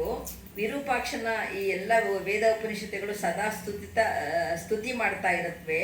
ಮತ್ತೆ ಅಣಿಮಾದಿ ಮತ್ತೆ ಅಣಿಮಾದಿ ಸಿದ್ಧಿಗಳು ಎಲ್ಲ ಅದು ಬಂದ ರೀತಿ ಶಕ್ತಿ ಅಂತ ಹೇಳ್ತಾರಲ್ಲ, ಆ ಶಕ್ತಿಗಳ ಆಗರ ಇದು. ಬೊಬ್ಬೆ ಧರ್ಮದ ಅಬ್ಬರ, ಇಲ್ಲೆಲ್ಲ ಧರ್ಮದ್ದೇ ಅಬ್ಬರ, ಬೇರೆ ಇನ್ನೇನು ಇಲ್ಲ. ಘನ ಜ್ಞಾನ ಪ್ರಭಾದೀಪ್ತಿಗಳೇ ಹರಿಯುತ್ತೆ, ಇಲ್ಲಿ ಜ್ಞಾನದ ದೀಪ್ತಿಗಳೇ ಹರಿಯುತ್ತೆ. ಹರಿ ಬ್ರಹ್ಮಾದಿ ಸುರರ ಕಾಹು, ಅಂದ್ರೆ ಇವ್ರುಗಳೇ ಇಲ್ಲಿ ಇವರು ಕಾಯ್ತಾ ಇದ್ದಾರೆ ಇದನ್ನೆಲ್ಲನೂ. ಹರಿ ಬ್ರಹ್ಮ ಮತ್ತೆ ದೇವರುಗಳು ಈ ಸುರರು. ಪುರುಷಾರ್ಥ 4 ಸಲುಗೆ, ಅಂದ್ರೆ ಇಲ್ಲಿರೋದು ಚತುರ್ವಿಧ ಪುರುಷಾರ್ಥಗಳು ನೆಲೆಗೊಂಡಿದೆ ಇಲ್ಲೇನೆ. ಪುಣ್ಯದ ಮುಂದೆ ಸಿರಿ ಸರಸ್ವತಿಯರ ಎಡೆಯಾಟ, ಅಂದ್ರೆ ಸಿರಿ ಸರಸ್ವತಿಯರ ಕ್ರೀಡಾಂಗಣ ಇದು. ಎಡೆಯಾಟ ಬೆಸದಿರೆ ಜಗದ್ಗುರು ವಿರೂಪಾಕ್ಷನ್ ಇಲ್ಲಿಯೇ ಸುಖದೊಳಿಪ್ಪ, ಅಂದ್ರೆ ಇಂಥ ಒಂದು ಪವಿತ್ರವಾದ ಸ್ಥಳದಲ್ಲಿ ಇಲ್ಲಿ ವಿರೂಪಾಕ್ಷ ನೆಲೆಸಿದ್ದಾನೆ. ಹಾಗಾಗಿ ಇದು ಇಲ್ಲಿ ಯಾವುದೋ ಹಿಂಸೆಗಳಿಗೆ ಆಸ್ಪದ ಇಲ್ಲ, ಎಲ್ಲ ಆ ರೀತಿ ಅಹಿಂಸಾತ್ಮಕವಾಗಿರುತ್ತೆ. ಅಂದ್ರೆ ಆ ವೈರವಾಗಿ ಸಹಜವಾದ ವೈರ ಇರೋ ಪ್ರಾಣಿಗಳಲ್ಲೂ ವೈರ ಇಲ್ಲ ಅನ್ನೋ ಥರ. ಅಂದ್ರೆ ಈಗ ಶೃಂಗೇರಿ ಕ್ಷೇತ್ರಕ್ಕೂ ಹಾಗೆ ಹೇಳ್ತಾರಲ್ಲ, ಒಂದು ಕಪ್ಪೆ ಅದು ಮರಿ ಹಾಕೋದಿತ್ತು, ಅದಕ್ಕೆ ಬಿಸಿಲಿತ್ತು ಅಂತ ಹೇಳಿ ಒಂದು ಹಾವು ಹೆಡೆ ಹಾಕಿ ಅದಕ್ಕೆ ನೆರಳು ಕೊಡುತ್ತೋ, ಅದಕ್ಕೆ ಅದನ್ನು ನೋಡಿ ಇದು ಒಳ್ಳೆ ಕ್ಷೇತ್ರ ಅಂತ ಹೇಳಿ ಅಲ್ಲಿ ಒಂದು ಮಠ ಸ್ಥಾಪನೆ ಮಾಡಲಿಕ್ಕೆ ಶಂಕರಾಚಾರ್ಯರು ಮುಂದಾದರು ಅಂತ ಹೇಳ್ತಾರೆ. ಬಿಡದೊಮ್ಮೆ ಕಂಡ ಜೀವರ ಭವರಜದ ಬೆಂಬಡಿಗೆ ಪಾತಕ ಕೋಟಿಯ ಕತ್ತಿ ದುಷ್ಕರ್ಮದ ಎಡೆಗೊರಳ ಕತ್ತರಿಯೇ ಸಮಸ್ತ ರೋಗಗಳೆಡೆಗೊಡ್ಡಿದಲಗು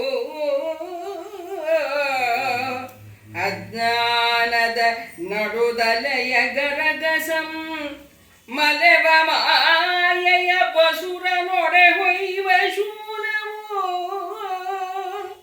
ಇನ್ನುಳಿದ ದುರಿತವನು ಉರುಹಿ ಸುಡುವ ಕಿಚ್ಚು ಎಂದೆನಿಪ ತುಂಗಭದ್ರಾ ನದಿಯನು ಅವನೀಶ ನೋಡು ತುಂಗಭದ್ರಾ ನದಿಯನು ಅವನೀಶ ನೋಡು ಎಂದನು.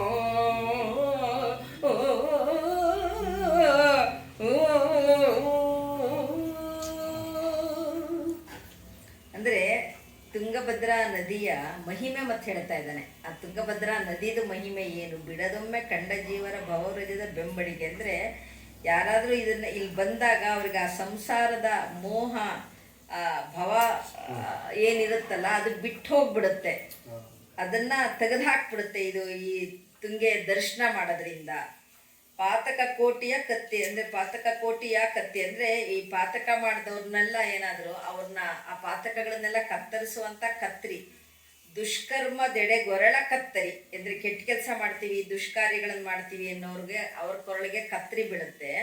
ಸಮಸ್ತ ರೋಗಗಳೆಡೆ ಎಡೆಗೊಡ್ಡಿದ ಅಲಗ, ಅಂದ್ರೆ ಎಲ್ಲಾ ರೋಗಗಳಿಗೆ ಒಂದು ಕತ್ತಿ ಅಲಗಿದ್ದ ಹಾಗೆ ಇದು ಆ ರೋಗಗಳನ್ನೆಲ್ಲ ಕತ್ತರಿಸುತ್ತೆ. ಅಜ್ಞಾನದ ನಡುದಲೆಯ ಗರಗಸಂ ಮಲೆವ, ಅಂದ್ರೆ ಈ ಅಜ್ಞಾನದ ಒಂದು ಬೈತಲೆ ಮೇಲೆ ಅದು ಗರಗಸ ಹಾಕತ್ತೆ ಅಂತ, ಅಂದ್ರೆ ಅಜ್ಞಾನನ ಹೋಗಲಾಡ್ಸತ್ತೆ, ತೊಡೆದು ಹಾಕತ್ತೆ. ಮಾಯೆಯ ಬಸುರ ನೊಡೆ ಹೊಯ್ಯುವ ಶೂಲವಿದು, ಅಂದ್ರೆ ಮಾಯೆ ಅನ್ನೋದು ಏನಿರುತ್ತಲ್ಲ, ಅಂದ್ರೆ ಮನುಷ್ಯರುಗಳು ಮಾಯೆ ಒಳಗೆ ಯಾವಾಗಲೂ ಇಳಿದು ಹೋಗ್ಬಿಟ್ಟು ನಾವು ಎಲ್ಲ ಕುಕೃತ್ಯ ಮಾಡ್ತೀವಿ, ಇದರಲ್ಲೇ ಮುಳುಗಿರ್ತೀವಿ ಅಂಥ ಒಂದು ಅದರ ಬಸರನ್ನೇ ಹೊಡೆದು ಶೂಲವನ್ನು ಉಳಿದ ದುರಿತವನ್ನು ಅರುಹಿ ಸುಡುವ, ಅಂದ್ರೆ ಇದನ್ನೇ ಹೊಡೆದು ಆ ಮಾಯೆ ಬಸರನ್ನೇ ಹೊಡೆದಾಕತ್ತೆ. ಮತ್ತೆ ದುಷ್ಕರ್ಮಗಳನ್ನ ದುರಿತ ಕಾರ್ಯಗಳನ್ನ ಸುಡುವ ಕಿಚ್ಚು ದುರಿತವನ್ ಅರುಹಿ ಸುಡುವ ಕಿಚ್ಚೆಂದೆನಿಪ ತುಂಗ ಅಂದರೆ ಈ ತುಂಗಾ ನದಿ ಇಷ್ಟೆಲ್ಲ ಮಾಡುತ್ತೆ, ಅಂಥ ಒಂದು ಕೆಟ್ಟ ಕಾರ್ಯನ ಸುಟ್ಟು ಬಿಡುತ್ತೆ. ದುರಿತವನ್ ಅರುಹಿ ಸುಡುವ ಕಿಚ್ಚೆಂದೆನಿಪ, ಅಂಥ ಒಂದು ಕಿಚ್ಚಿನ ಈ ಒಂದು ತುಂಗಭದ್ರಾ ನದಿ ನೋಡು ಅಂತ ಹೇಳಿ ಆ ಮುನಿವರಿಯರು ಇವನಿಗೆ ತುಂಗಭದ್ರಾ ನದಿನ ತೋರಿಸ್ತಾರೆ. ನುಡಿದು ಎನ್ನ ಸಂಶಯದ ಸಾಲ ಸವರಿದೆ, ನಿನ್ನ ಪಡೆದ ಪುಣ್ಯಾಧಿಕನ ಹೆಸರಾವುದಯ್ಯ,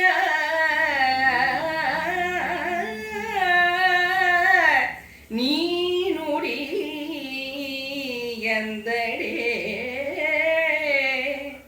ಎರಡನೆಯ ಪುರವೈರಿಯನಿಪ ವಾಸಿಷ್ಠ ಮುನಿಪನ ಮೊಮ್ಮನು, ಬಿಡೆ ಪರಾಶರನು ನಾನೆನೆ ಹೆಚ್ಚಿ ಹಿಕ್ಕಿ ನಡೆ ನಡೆ ತಂದೆ, ಮದ್ಗುರುಗಳ ಅಡಿಗಳೆಡೆಗೆಂದು ಬಳಿ ಬಿಡಿದು ನಡೆ ತಂದು, ಕಂಡನು ಮುಂದೆ ಮುನಿವರೇಣ್ಯನನು, ಅವನಿಪವರೇಣ್ಯನು ಅವನಿಪವರೇಣ್ಯನು, ಕಂಡನು ಮುಂದೆ ಮುನಿವರೇಣ್ಯನು ಮುನಿವರೇಣ್ಯನನು.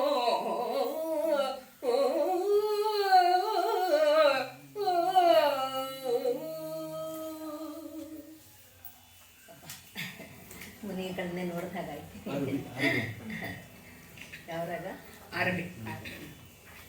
ನುಡಿದೆನ್ನ ಸಂಶಯದ ಸಾಲ ಸವರಿದೆ ಅಂದರೆ ನನ್ನೆಲ್ಲ ಸಂಶಯಗಳನ್ನು ನೀನು ಪರಿಹಾರ ಮಾಡಿದೆ.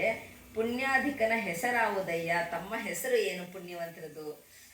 ನೀ ನುಡಿಯಿಂದ ಎಡೆ ಎರಡನೆಯ ಪುರವೈರಿ ಎನಿಪ ವಾಸಿಷ್ಠ ಮುನಿಪನ ಮೊಮ್ಮಗನು. ನೀ ಕೇಳದ ಹೊತ್ತಿಗೆ ನಾನು ಹೇಳ್ತಾ ಇದ್ದೀನಿ. ಪುರವೈರಿ ಎನಿಪ ಅಂದರೆ ಪರಮೇಶ್ವರ, ಅವನ ಎರಡನೇ ಪರಮೇಶ್ವರ ಅಂತ ಕರೀತಾರಲ್ಲ, ಪರಮೇಶ್ವರನ್ ಬಿಟ್ಟರೆ ಮುಂದೆ ಇವನೇ ಪರಮೇಶ್ವರ ಅಂತ. ವಾಸಿಷ್ಠ ಮುನಿಪನ ಮೊಮ್ಮಗನು ಅಂದರೆ ವಾಸಿಷ್ಠ ಮುನಿಗಳಿಗೆ ಎರಡನೇ ಪರಮೇಶ್ವರ ಅಂತ ಹೇಳ್ತಾರೆ, ಅವರ ಮೊಮ್ಮಗ ನಾನು ಪರಾಶರ ಅಂತ ಹೇಳ್ತಾನೆ. ನಾನೇನೆ ಹೆಚ್ಚಿ ಹಿಗ್ಗಿ ನಡೆ ನಡೆ ತಂದು, ಅವಾಗ ತುಂಬ ಸಂತೋಷ ಆಗುತ್ತೆ. ಅವರುಗಳ ಅಡಿಗಳೆಡೆಗೆಂದು ಬಳಿ ಬಿಡಿದು ಅವ್ರ ಹತ್ರ ಬಂದು ಅವರ ಅಡಿದಾವರೆಗಳಿಗೆ ನಮಸ್ಕಾರ ಮಾಡಿ, ಕಂಡನು ಮುಂದೆ ಮುನಿವರೇಣ್ಯನ್ ಅವನಿಪ ವರೇಣ್ಯನು ಅಂದರೆ ಆ ಗುರುಗಳ ಚರಣಕ್ಕೆ ನಮಸ್ಕಾರ ಮಾಡಿ ಅಲ್ಲಿ ಅವನು ಈ ವಸಿಷ್ಠ ಮುನಿಗಳನ್ನು ಕೂಡ ಅಲ್ಲಿ ಕಾಣ್ತಾನೆ. ತಿಳಿಗೊಳನ ಬಳಸಿ ನಳ ನಳಿಸಿ ಬೆಳೆದೆಳೆ ಮಾವುಗಳ ತಳದ ಮಲ್ಲಿಕಾ ಮಂಟಪದ ತನ್ನೆಳಲ ತೆಳುಗಾಳಿಯೊಳು ಪುಣ್ಯವಪ್ಪ ಪುಳಿನ ಸ್ಥಳದ ಮೇಲೆ ಅಶೋಕೆಯ ತರುವಿನ ತಳಿದ ತೊಂಗಲ ಗದ್ದುಗೆಯೊಳು ಓಲಗಂಗೊಟ್ಟು ಬಳಸಿ ಹಿಂದೆ ಎಡಬಲದೊಳಿಪ್ಪ ಮುನಿಗಳ ಕೂಸ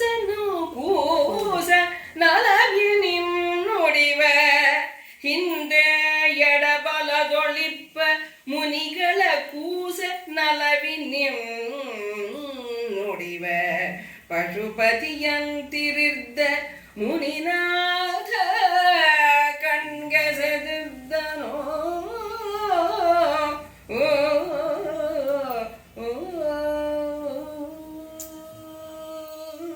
ಅಂದರೆ ಆ ಪರಿಸರದ ವರ್ಣನೆ.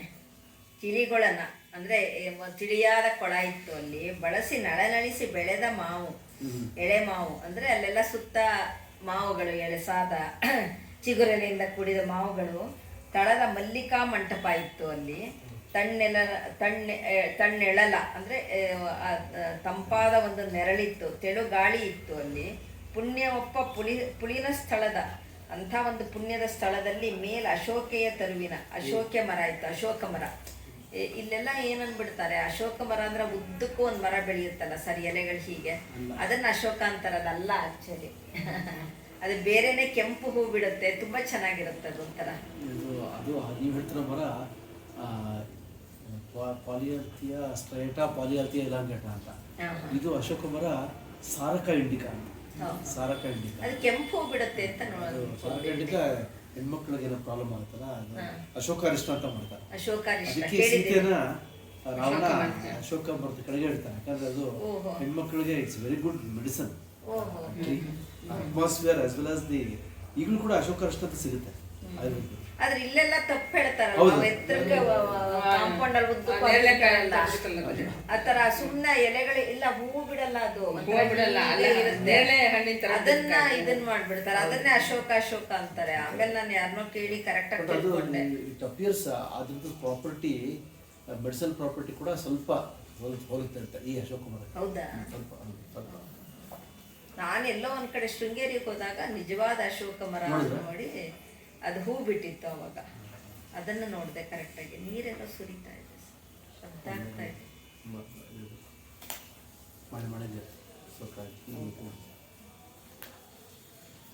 ಆ ರೀತಿ ಆ ಒಂದು ಆಶ್ರಮದ ಪರಿಸರದ ವರ್ಣನೆ, ಗದ್ದುಗೆ ಓಲಗಂಗೊಟ್ಟು ಬಳಸಿ ಹಿಂದೆ ಎಡಬಲದೊಳಿಪ್ಪ ಮುನಿಗಳ ಕೂಡೆ. ಅಂದರೆ ಈ ಅಲ್ಲೊಂದು ಗದ್ದುಗೆ ಇರುತ್ತೆ, ಅದ್ರ ಮೇಲೆ ಎಡಗಡೆ ಬಲಗಡೆ ಹಿಂದ್ಗಡೆ ಎಲ್ಲ ಮುನಿ ಕುಮಾರರಿರ್ತಾರೆ, ಮುನಿಗಳೆಲ್ಲ ಕೂತಿರ್ತಾರೆ. ಅವ್ರುಗಳನ್ನೆಲ್ಲ ಕೂಡ ನಲಿವಿನಿಂ ನುಡಿವ ಅಂದರೆ ಬಹಳ ಹಿತವಾಗಿ ಮೃದುವಾಗಿ ಮಾತಾಡುವ ಪಶುಪತಿಯಂತಿದ್ದ, ಅಂದರೆ ಈಶ್ವರನ್ ಥರ ಇದ್ದ ಮುನಿನಾಥ ಕಣ್ಗೆಸದಿರ್ದನು, ಕಣ್ಣಿಗೆ ಬೀಳ್ತಾನೆ ಹರಿಶ್ಚಂದ್ರನ್ಗೆ. ನೀತಿ ಬಲಿದುದೋ ಶಾಂತಿ ರೂಪ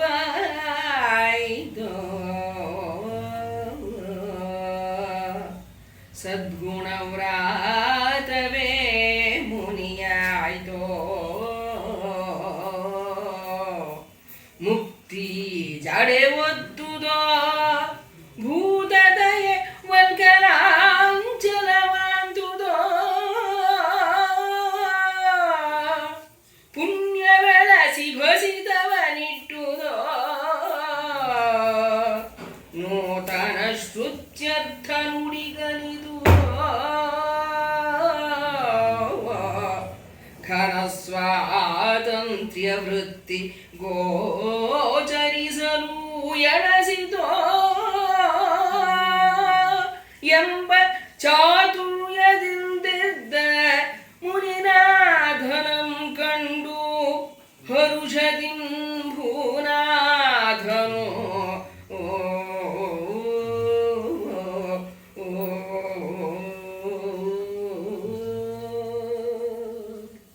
ಮುನಿನಾಥನ ವರ್ಣನೆ ಎಷ್ಟು ಚೆನ್ನಾಗಿ ಇಲ್ಲಿ ಕವಿ ಮಾಡಿದ್ದಾನೆ ಅಂದರೆ, ಅಮೂರ್ತ ರೂಪನೆಲ್ಲ ತಗೊಂಬಂದು ಅಮೂರ್ತ ರೂಪಕ್ಕೆ ಜೋಡಿಸ್ತಾ ಇದ್ದಾನೆ. ಅಂದರೆ ನೀತಿ ಬಲಿದುದು, ಈ ನೀತಿ ಅನ್ನೋದೇನೆ ಎಲ್ಲ ಪುಷ್ಟಿಯಾಗಿ ಬಂದು ನಿಂತ ಹಾಗೆ. ಶಾಂತಿ ರೂಪ ಆಯ್ತು, ಆ ಶಾಂತಿಯ ಸಾಕಾರ, ಆ ಶಾಂತಿಯೆಲ್ಲ ಒಂದು ಆಕೃತಿ ಆಗಿ ಅದು ಈ ಒಂದು ಮುನಿ ಆಗಿದ್ದಾನೆ ಅನ್ನೋ ಅರ್ಥದಲ್ಲಿ. ಸದ್ಗುಣ ವ್ರಾತವೇ ಮುನಿ ಆಯಿತು, ಎಲ್ಲ ಸದ್ಗುಣಗಳ ಸಮೂಹನೇ ಈ ಮುನಿ ಥರ ಆಗಿದೆ ಒಂದು ವ್ಯಕ್ತಿತ್ವ ಇದು. ಮುಕ್ತಿ ಜಡೆವತ್ತು ಅಂದರೆ ಆ ಮುಕ್ತಿ ಅಂದರೆ ಅದೊಂದು ವ್ಯಾಲ್ಯೂ ಅಲ್ಲ, ಮೌಲ್ಯ. ಅದು ಜಡೆವತ್ತು ಅಂದರೆ ಅದು ಜಟಾಧಾರಿಯಾಗಿ ಜಟಾಧಾರಿಯಾಗಿ ನಿಂತಿದೆ. ಅಂದರೆ ಅದೆಲ್ಲವೂ ಸೇರಿ ಒಂದು ಈಶ್ವರನನ್ನ ಪ್ರತಿನಿಧಿಸ್ತಿದೆ ಆ ರೂಪದಲ್ಲಿ ಈ ಮುನಿನ ಅನ್ನೋ ಅರ್ಥದಲ್ಲಿ ಹೇಳ್ತಾ ಇದ್ದಾನೆ. ಭೂತದಯೆ ವಲ್ಕಲಾಂಚಲವಾಂತುದೋ ಅಂದರೆ ಒಂದು ಅನುಕಂಪ, ಎಲ್ಲ ಸಕಲ ಜೀವಿಗಳಲ್ಲಿ ಏನು ಒಂದು ಅನುಕಂಪ, ಪ್ರೀತಿ, ಕರುಣೆ ಇರಬೇಕು ಅಂತ ಹೇಳ್ತೀವಲ್ಲ, ಆ ಒಂದು ದಯೆ ವಲ್ಕಲಾಂಚಲ ಅಂದರೆ ನಾರ್ ಬಟ್ಟೆ ಏನು ಉಟ್ಕೊಂಡಿದ್ದಾನಲ್ಲ ಮುನಿ, ಆ ರೂಪದಲ್ಲಿದೆ ಅದು ಅಂತ. ಆ ಅನುಕಂಪಗಳೆಲ್ಲ ಬಂದು ಸೇರಿ ಆ ರೂಪದಲ್ಲಿದೆ. ಪುಣ್ಯ ಬೆಳೆಸಿ ಭಸಿತ ನಿಟ್ಟುದೋ, ಆ ಪುಣ್ಯ ಮೇಲೆ ಭಸ್ಮನ ರೀತಿಯಲ್ಲಿ ಧರಿಸ್ಕೊಂಡಿದ್ದಾನೆ. ಆ ಪುಣ್ಯ ಎಲ್ಲ ಭಸ್ಮ ರೂಪದಲ್ಲಿ ಬಂದು ಕೂತಿದೆ. ನೂತನ ಶ್ರುತ್ಯರ್ಥ ಅಂದರೆ ಈ ಶ್ರುತಿಗಳಿಗೆ, ವೇದಗಳಿಗೆ ಹೊಸ ಹೊಸ ಅರ್ಥಗಳೇ ಅಲ್ಲಿ ಬರ್ತಾ ಇದೆ. ನುಡಿಗಲಿತುದೋ, ಅಲ್ಲೆಲ್ಲ ಮಾತಾಡಕ್ಕೆ ಶುರು ಮಾಡಿವೆ, ಹೊಸ ಹೊಸ ಅರ್ಥ ತಗೊಂಡು ಅಲ್ಲಿ ಆ ವೇದಗಳು ಮಾತಾಡ್ತಾ ಇದೆ. ಘನ ಸ್ವಾತಂತ್ರ್ಯ ವೃತ್ತಿ ಅಂದರೆ ಒಂದು ಸ್ವತಂತ್ರ ಮನೋಧರ್ಮ ನೆಲೆಸಿದೆ ಇಲ್ಲಿ ಅಂತ. ಸ್ವತಂತ್ರ ಮನೋಧರ್ಮ ಅಂದರೆ ಅದು ಸ್ವೇಚ್ಛಾಚಾರ ಅಲ್ಲ, ಅವರಿಗೆ ಯಾವ ರೀತಿ ಹೇಗೆ ಬೇಕು, ತಾವು ಹೇಗಿರಬೇಕು ಅಂತ ಬಯಸ್ತಾರೆ, ಅಂಥ ಒಂದು ಆ ಸ್ವತಂತ್ರ ವೃತ್ತಿ ಗೋಚರಿಸ್ತಾ ಇದೆ ಎಂಬ ಚಾತುರ್ಯದಿಂದಿರ್ತ ಮುನಿನ. ಅಂದರೆ ಇದೆಲ್ಲ ಒಟ್ಟು ಕೂಡಿರ ಅಂಥ ಗುಣಗಳನ್ನು ಹೊಂದಿರೋ ಒಬ್ಬ ಮುನಿನಾಥ ಅಲ್ಲಿ ಭೂನಾಥನಿಗೆ ಕಾಣ್ತಾನೆ. ತುಂಬ ಸಂತೋಷ ಆಗುತ್ತೆ ಹರಿಶ್ಚಂದ್ರನಿಗೆ. ಸುರನರೋರಗನಮಿತ ಚರಣ ಜಯ ಜಯ ದಯಾಭರಣ ಜಯ ಜಯ ಕೃಪಾವರಣ ಜಯ ಜಯ ಶಾಂತಿ ಕಿರಣ ಜಯ ಜಯ ವಿಗತ ಮರಣ ಜಯ ಜಯ ದುರಿತ ಹರಣ ಜಯ ಜಯತು ಜಯತು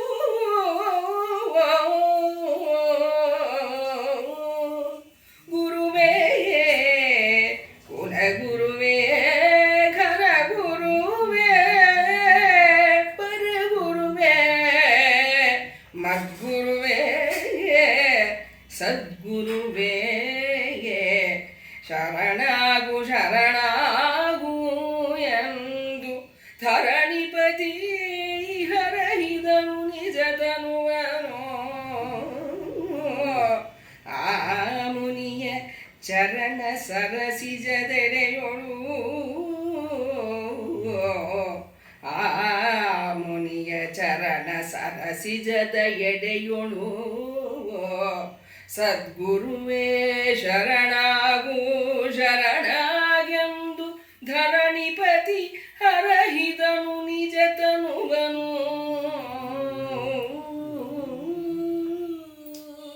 ಅಂದರೆ ಆ ಮುನಿಗಳನ್ನು ಎಷ್ಟು ಪರಿನಲ್ಲಿ ಅವ್ರಿಗೆ ವಂದಿಸೋದಕ್ಕೆ ಕವಿ ಎಷ್ಟು ಚೆನ್ನಾಗಿ ಚಿತ್ರಿಸಿದ್ದಾನೆ. ಇದು ಅವನ ಪಾದ ಅಡಿದವರೆಗೆ ಅವನು ನಮಸ್ಕಾರ ಮಾಡ್ತಾನೆ, ಮುನಿಗಳ ಅಡಿದವರೆಗೆ ಎರಗ್ತಾನೆ. ಅದನ್ನು ಅವನು ಹೇಳೋದು ಜಯ ಜಯ ದಯಾಭರಣ ಜಯ ಜಯ ಕೃಪಾವರಣ ಜಯ ಜಯ ಶಾಂತಿ ಕಿರಣ. ಅಂದರೆ ಎಷ್ಟು ಥರದಲ್ಲಿ ಹೇಳ್ತಾನೆ. ಕೃಪಾವರಣ ಶಾಂತಿ ಕಿರಣ ಜಯ ಜಯ ವಿಗತ ಮರಣ, ಪ್ರಾಸಗಳು ನೋಡಿ ಅಲ್ಲಿ ಹೇಗೆ. ಹಾಂ, ಪರಾಕ್, ಹೌದು. ಜಯ ಜಯ ದುರಿತ ಹರಣ ಜಯ ಜಯತ್ತು ಜಯತ್ತು ಗುರುವೇ. ಮತ್ತೆ ಆ ಗುರುಗಳನ್ನ ಎಷ್ಟು ಥರದಲ್ಲಿ ಎಂತೆಂಥ ಗುರು ಅಂತ ಹೇಳ್ತಾನೆ. ಕುಲಗುರುವೆ, ಅವ್ರು ಕುಲಗುರು ತಾನೆ ಅವರು ವಸಿಷ್ಠರು. ಘನಗುರುವೆ, ಪರಗುರುವೆ, ಮದ್ಗುರುವೆ, ಸದ್ಗುರುವೆ, ಶರಣಾಗು ಶರಣಾಗೆಂದು ಧರಣಿಪತೆ ಹರಹಿದನು. ನಿಮಗೆ ಶರಣಾರ್ಥಿಯಾಗಿದ್ದೀನಿ ಅಂತ ಹೇಳಿ ಮುನಿಯ ಚರಣ ಸರಸಿಜ ಎಡೆಯೋಳು ಅಂದರೆ ಅವರ ಅಡಿದಾವರೆಗಳಲ್ಲಿ ನಮಸ್ಕರಿಸ್ತಾನೆ. ಅಂದರೆ ಶಬ್ದ ಚಮತ್ಕಾರ ಇವೆಲ್ಲ.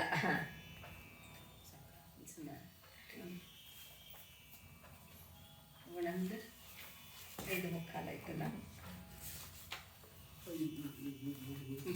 ಮುಗಿಸ್ಬಿಡೋಣ ಅಲ್ಲ.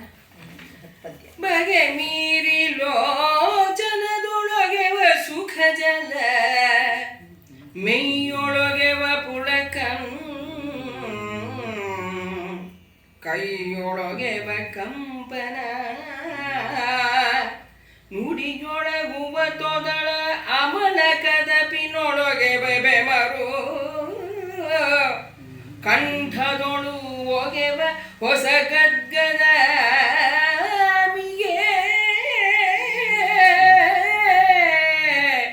ಮೊಗದೊಳು ಒಗೆವ ನಸುನಗೆ ಘನವನೋ ಮತಿಯೊಳಗೆವ ಪರವಶ ಬೆರಸಿ ಮೆರವ ಭೂರಮಣನ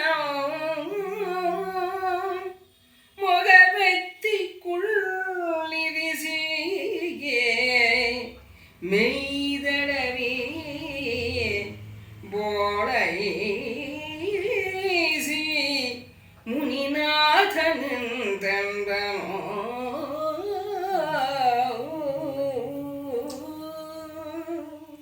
ಹರಿಶ್ಚಂದ್ರ ಇಂಥ ಒಂದು ಅವರ ಗುರುಗಳನ್ನು ನೋಡಿದಾಗ ಬಹಳ ಒಂದು ಆವೇಶಭರಿತ ಆಗ್ತಾನೆ. ಬಗೆಮೀರಿ ಲೋಚನದ ಒಳಗೆಳೆ ಲೋಚನದ ಒಳಗೆವ ಅಂದರೆ ಆ ಕಣ್ಣಲ್ಲಿ ಆನಂದ ಬಾಷ್ಪ ಸುರಿಯುತ್ತೆ. ಸುಖ ಜಲ ಮೈಗೊಳ ಮೈಯೊಳ ಒಗೆವ ಪುಳಕಂ ಅಂದರೆ ಪುಳಕಿತಗೊಳ್ತಾನೆ. ಕೈಯೊಳು ಒಗೆವ ಕಂಪನ ಅಂದರೆ ಒಂಥರ ಅಷ್ಟು ಭಕ್ತಿ ಭಾವ ಭಕ್ತಿಪೂರಿತನಾಗ್ತಾನಲ್ಲ, ಹಾಗಾಗಿ ಕಂಪನ ಆಗುತ್ತೆ ಕೈಗಳು. ಮತ್ತು ತೊದಲು ನುಡಿ ಆಗುತ್ತೆ ಅವನಿಗೆ.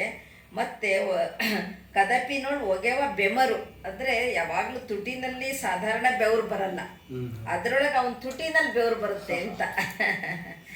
ಕಂಠದೊಳು ಒಗೆವ ಹೊಸ ಗದ್ಗದ ಅಂದರೆ ಅವನಿಗೆ ಮಾತೆ ಹೊರಗಡೆ ಬರಲ್ಲ, ಒಂಥರ ಗದ್ಗ ಕಂಠಿತನಾಗ್ತಾನೆ ಅಂತೀವಲ್ಲ, ಹಾಗೆ ಅಲ್ಲಲ್ಲೇನೆ ಆ ಒಂದು ಕಂಠದ ಅಂದರೆ ಕೊರಳಿನ ನರಗಳು ಹಿಡ್ಕೊಂಡ ಹಾಗಾಗುತ್ತೆ ಅವನಿಗೆ. ಮೊಗದೊಳೆವ ನಸುನಗೆ, ಆ ಮುಖದಲ್ಲಿ ಆ ನಸುನಗೆ ಇದೆ. ಘನ ಮನೋಮತಿಯೊಳು ಒಗೆವ ಪರವಶ ಅಂದರೆ ಒಂದು ರೀತಿ ಆ ಬುದ್ಧಿನಲ್ಲಿ ಪರವಶ ಆಗ್ಬಿಟ್ಟಿದ್ದಾನೆ ಅವನು, ಆ ಭಕ್ತಿಯ ಪರಾಕಾಷ್ಠತೆ ತಲುಪಿದ್ದಾನೆ. ಮೆರೆವ ಭೂರಮಣನಂ ಮೊಗೆವೆತ್ತಿ, ಅವನ ಅಂಥ ಒಂದು ಪರಿಸ್ಥಿತಿಯನ್ನಲ್ಲಿರ ಹರಿಶ್ಚಂದ್ರನ ಮುಖ ಮೇಲ್ ತೆಗೆದು ಅವನನ್ನು ಮೈದಡವಿ ಅವನಿಗೆ ಸಮಾಧಾನ ಮಾಡಿ ಮುನಿನಾಥ ಈ ಥರ ಹೇಳ್ತಾನೆ. ನೀನೆತ್ತಲು ಈ ವಿಪಿನವೆತ್ತಲು ಈ ಬನಕೆ ನೀನೇನು ಕಾರಣ ಬಂದೆ ಎಲೆ ಮಗನೇ ಹೇಳೆನಲು ಭೂನಾಥನೆಂದ ಖಗಮೃಗದ ಕಾಟಕ್ಕೆ ಸೇರಿಸಲಾರದೆ ಅವನೀ ಜನಂ ಹಾನಿವೆತ್ತಿ ಒರಲಿ ಮೊರೆಯಿಡೆ ಕೇಳ್ದು ಬೆಂಟೆಯ ಸುಮಾನಕ್ಕೆ ಬಂದನು ಎಂದನೆ. ತ್ರಿಕಾಲೋಚಿತ ಜ್ಞಾನಿ ಮುನಿಯರಿದನು ಅರಸನ ಮೇಲೆ ಕೌಶಿಕನ ಕಾಟವ ಅಡಿಯಿಟ್ಟ ಅನುವನು.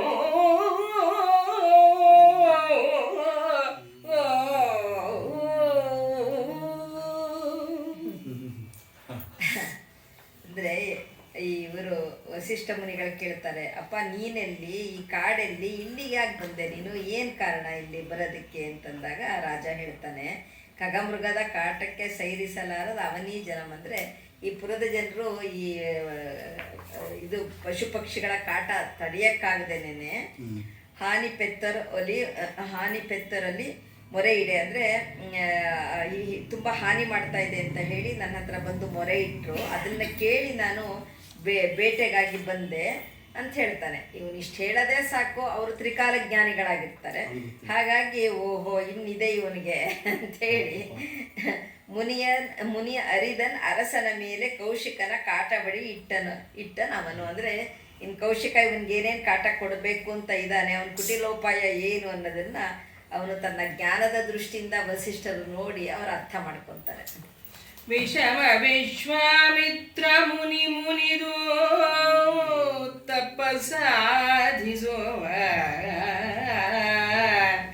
ನೀನರಿದಿರು ಎಂದರೆ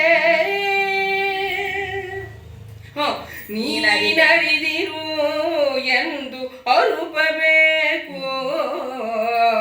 ಅರುಪಿದರೆ ಪಿಸುಣತ್ವವು ಅರುಪದಿದ್ದಡೆ ನೃಪನ ಕೇಳು. ಅರುಪದಿದ್ದಡೆ ನೃಪನ ಕೇಳ ನಾನೋತು ಉಪೇಕ್ಷಿಸಿದಾದನು.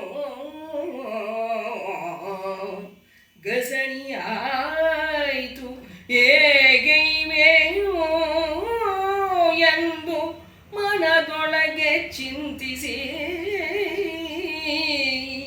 ಮನೆಗೆ ಬಂದ ಶಿಷ್ಯನನು ಬೋಧಿಸಲು ಕುಂದೆಸೆಯದಿರದಾಂ ಪೇಳದಂತೆ ಪೇಳ್ದವೆನು ಎಂದು ನೆನೆದನು ಆ ಮುನಿನಾಥನು.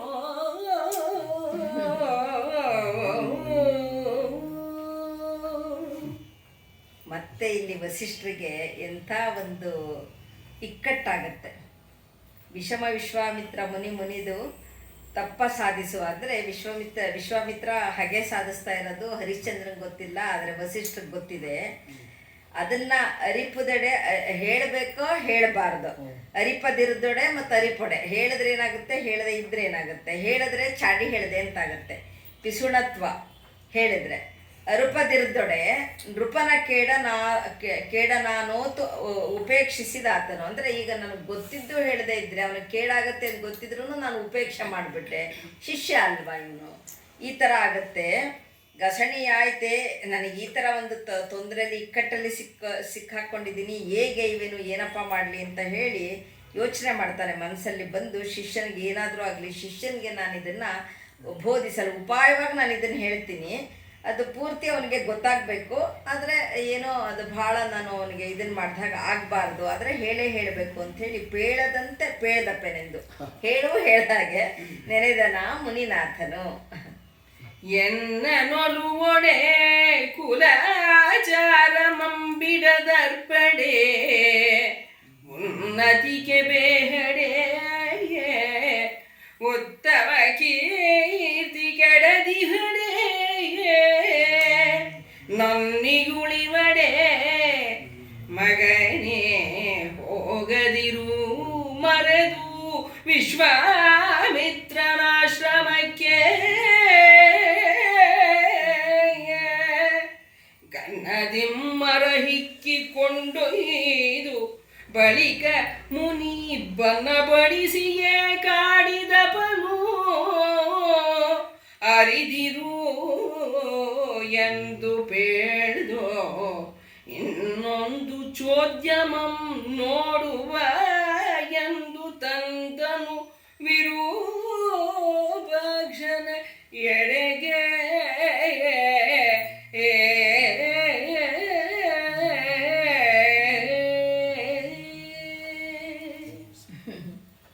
ವಸಿಷ್ಠರು ಎಷ್ಟು ಉಪಾಯ ಮಾಡಿ ಪಾಪ ಹೇಳ್ತಾರೆ, ನಿನಗೆ ನನ್ನಲ್ಲಿ ಭಕ್ತಿ ಇದ್ದರೆ ಎನ್ನ ನೊಲುವಡೆ ಕುಲಾಚಾರಮಂ ಬಿಡದಿರ್ಪ. ಅಂದರೆ ನೀನು ನಿನ್ನ ಭಕ್ತಿ ನಿಷ್ಠೆ, ನಿನ್ನ ನಿಶ್ಚಯ ಮನೋಭಾವ, ಇದನ್ನ ಅಂದರೆ ಕುಲಾಚಾರಗಳು ಏನು ಆಚಾರಗಳನ್ನು ನೇಮ ನಿಷ್ಠೆಗಳನ್ನು ನಡೆಸ್ಕೊಂಬರ್ತಾ ಇದೆಯಲ್ಲ ಅದನ್ನು ಬಿಡಬಾರ್ದು.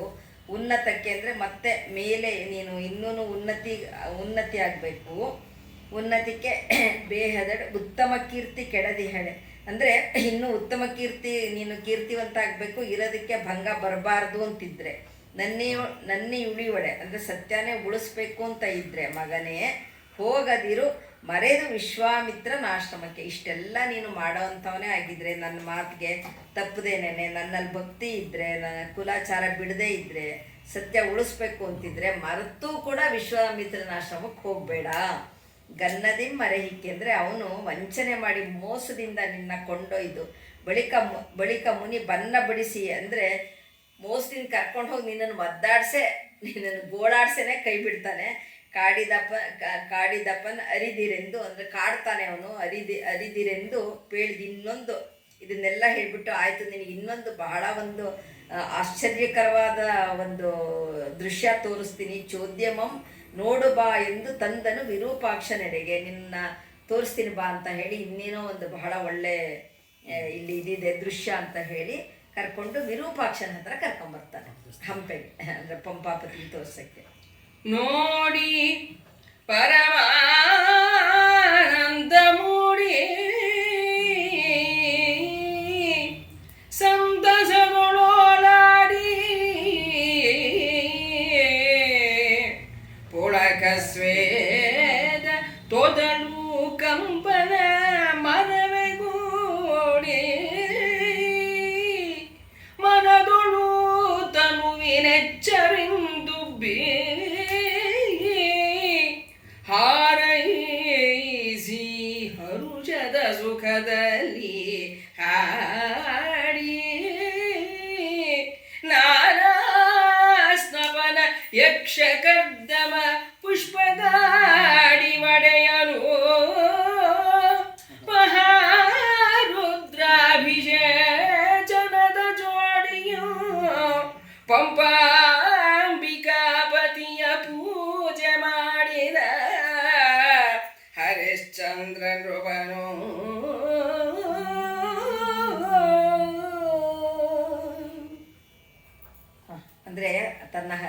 ವಿರೂಪಾಕ್ಷನ ನೋಡಿದ ತಕ್ಷಣ ರಾಜನಿಗೆ ಹೇಗೇಗಾಗುತ್ತೆ ಅನ್ನೋದು ಈ ಕವಿಯ ವರ್ಣನೆ ಇಷ್ಟು ಚೆನ್ನಾಗಿದೆ. ಹರಿಶ್ಚಂದ್ರ ವಿರೂಪಾಕ್ಷನ್ ನೋಡಿದ ತಕ್ಷಣ ಪರಮಾನಂದ ಆಗೋಯ್ತು, ಅವನಿಗೆ ಪುಳಕಿತ ಆಗಿ ಹೋಗ್ತಾನೆ ಸಂತೋಷದಿಂದ. ಅಂದರೆ ಅವನಿಗೆ ಮಾತೇ ಹೊರಡಲ್ಲ, ಮತ್ತು ಮೈಯಲ್ಲೆಲ್ಲ ಕಂಪನ, ಬಾಯಿ ತೊದಲುತ್ತೆ, ಮರವೇ ಗೂಡಿ ಮನದೊಳು ಒಂಥರ ಅವನು ತನ್ನನ್ನು ತಾನೇ ಮರೆತು ಬಿಡ್ತಾನೆ. ತರುವಿನಿಚ್ಛೆಯಿಂದ ಅವನ ದೇಹ ಅಂತೂ ಆ ಸಂತೋಷದಿಂದ ಉಬ್ಬು ಹೋಗುತ್ತೆ. ಹಾರೈಸಿ ಹರುಷದ ಸುಖದಲ್ಲಿ, ಅಂದರೆ ಅಷ್ಟು ಸುಖದಲ್ಲಿ ಸಂತೋಷದಲ್ಲಿ ತೇಲಾಡ್ತಾನೆ. ವಿರೂಪಾಕ್ಷನಿಗೆ ಪೂಜೆ ಮಾಡ್ತೀನಿ ಅಂತ ಹೇಳಿ ಎಲ್ಲ ಪೂಜಾ ದ್ರವ್ಯಗಳನ್ನು, ಅನೇಕ ರೀತಿಯ ಪೂಜಾ ದ್ರವ್ಯಗಳನ್ನು, ಪುಷ್ಪಗಳನ್ನು ಎಲ್ಲ ತರಿಸಿ ಮಹಾರುದ್ರಾಭಿಷೇಚನ ಮಾಡ್ತಾನೆ. ಜೋಡಿಯಂ ಪಂಪಾಪತಿಯ ಪೂಜೆ ಮಾಡಿದ ಹರಿಶ್ಚಂದ್ರ ನೃಪನು, ಅಂದರೆ ಅಷ್ಟು ಭಕ್ತಿಪೂರ್ವಕವಾಗಿ ತನ್ನ ಪೂಜೆಯನ್ನು ಸಲ್ಲಿಸ್ತಾನೆ ಹರಿಶ್ಚಂದ್ರ ಪಂಪಾಪತಿಗೆ. ಇಂದನು ಕೃತಕೃತ್ಯನಾದೆನು ಎನ್ನಯ ಜನ್ಮವೆಂದು ಸಾಫಲ್ಯವಾಯ್ತು. ಅಖಿಲ ಜಗದಳಲುರಿಯನಂದಿಸುವ ಪಾರದಿ ಸಂಸಾರವಾರಿಧಿಯನುತ್ತರಿಪ ಗುರುಪದವನು ತಂದು ತೋರಿತ್ತಲ ಶ್ರೀ ಗುರು ವಿರೂಪಾಕ್ಷ ತಂದೆಯಂ ಕಾಣಿಸಿತು. ಇತ್ತಲು ಆ ಶ್ರೀ ಗುರು ವಿರೂಪಾಕ್ಷ ತಂದೆಯಂ ಕಾಣಿಸಿತು. ನಡಗಾದೆಯ ಬಿಟ್ಟಿಯಿಂದ ಕಟಕವ ಕಂಡೆನೋ ಎಂಬುದು ಎನಗಾಯ್ತು ಎನ್ನುತ್ತ ಎರಗಿದಂ ಭೂನಾಥನೋ.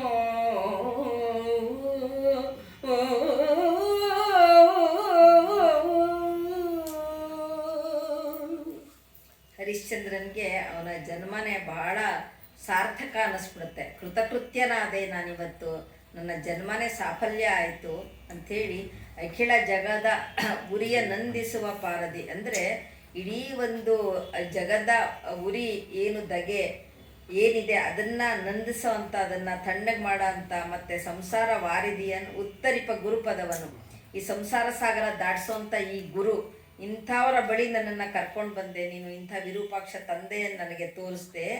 ಇದು ತುಂಬ ಚೆನ್ನಾಗಿದೆ. ನಾಡಗಾದೆಯ ಬಿಟ್ಟಿಯಿಂದ ಕಟಕವ ಕಂಡೆನೆಂಬುದು, ಅಂದರೆ ಬಿಟ್ಟಿ ಕೆಲಸಕ್ಕೆ ಸೇರಿ ರಾಜಧಾನಿ ಕಂಡೆ ಅಂತ ಒಂದು ಗಾದೆ ಮಾತಿದೆಯಂತೆ. ಅಂದರೆ ಯಾವುದೋ ಒಂದು ಕೆಲಸಕ್ಕೆ ಹೋಗಲ್ಲಿ ಕೆಲಸ ಮಾಡೋಕ್ಕೆ ಹೋದರೆ ನನಗೆ ಏನು ಒಳ್ಳೇದಾಯಿತು ಅಂದರೆ ಅಲ್ಲಿ ರಾಜಧಾನಿನೇ ನೋಡಿದೆ ನಾನು ಅಂತ. ಬಿಟ್ಟಿಯಂ ಕಟಕವ ಕಂಡೆನ್ ಎಂಬುದು ಎನಗಾಯ್ತು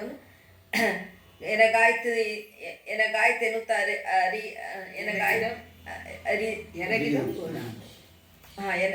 ಎರಗಿದಂ ಭೂನಾಥನು ಅಂದರೆ ಹೇಳಿ ಆ ದೇವರಿಗೆ ನಮಸ್ಕಾರ ಮಾಡ್ತಾನೆ ಹರಿಶ್ಚಂದ್ರ.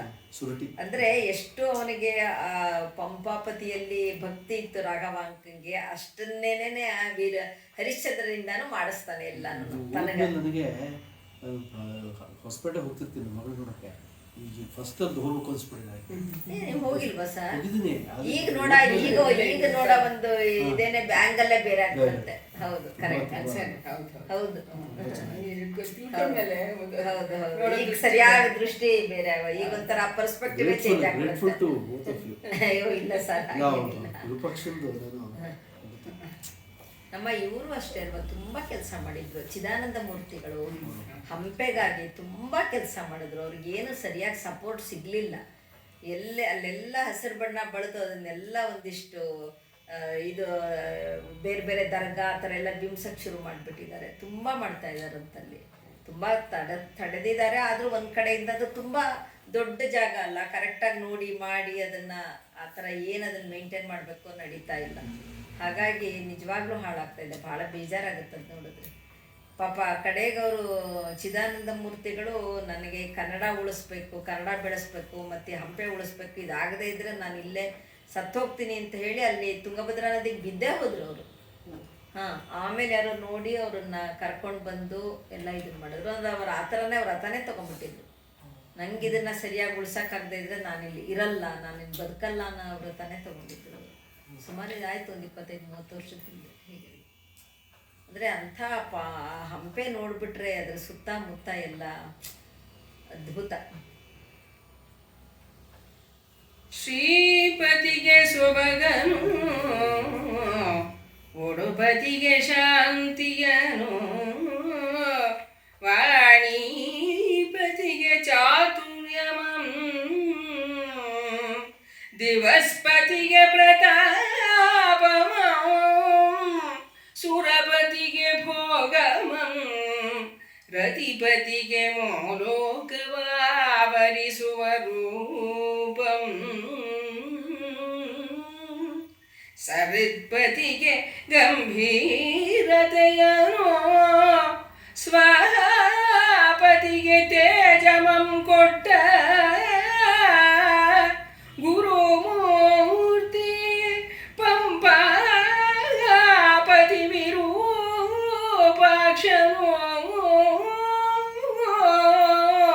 ಯಮಗೆ ಇಷ್ಟ ಸಿದ್ಧಿಯಮ್ಮಾಳ್ಕೆ ಸಂತೋಷದಿಂದ ಗುರುಮೂರ್ತಿ ಪಂಪಾಪತಿ ವಿರೂಪಾಕ್ಷನು, ಯಮಗಿಷ್ಟ ಸಿದ್ಧಿಯಮ್ಮಾಳ್ಗೆ ಸಂತೋಷದಿಂದ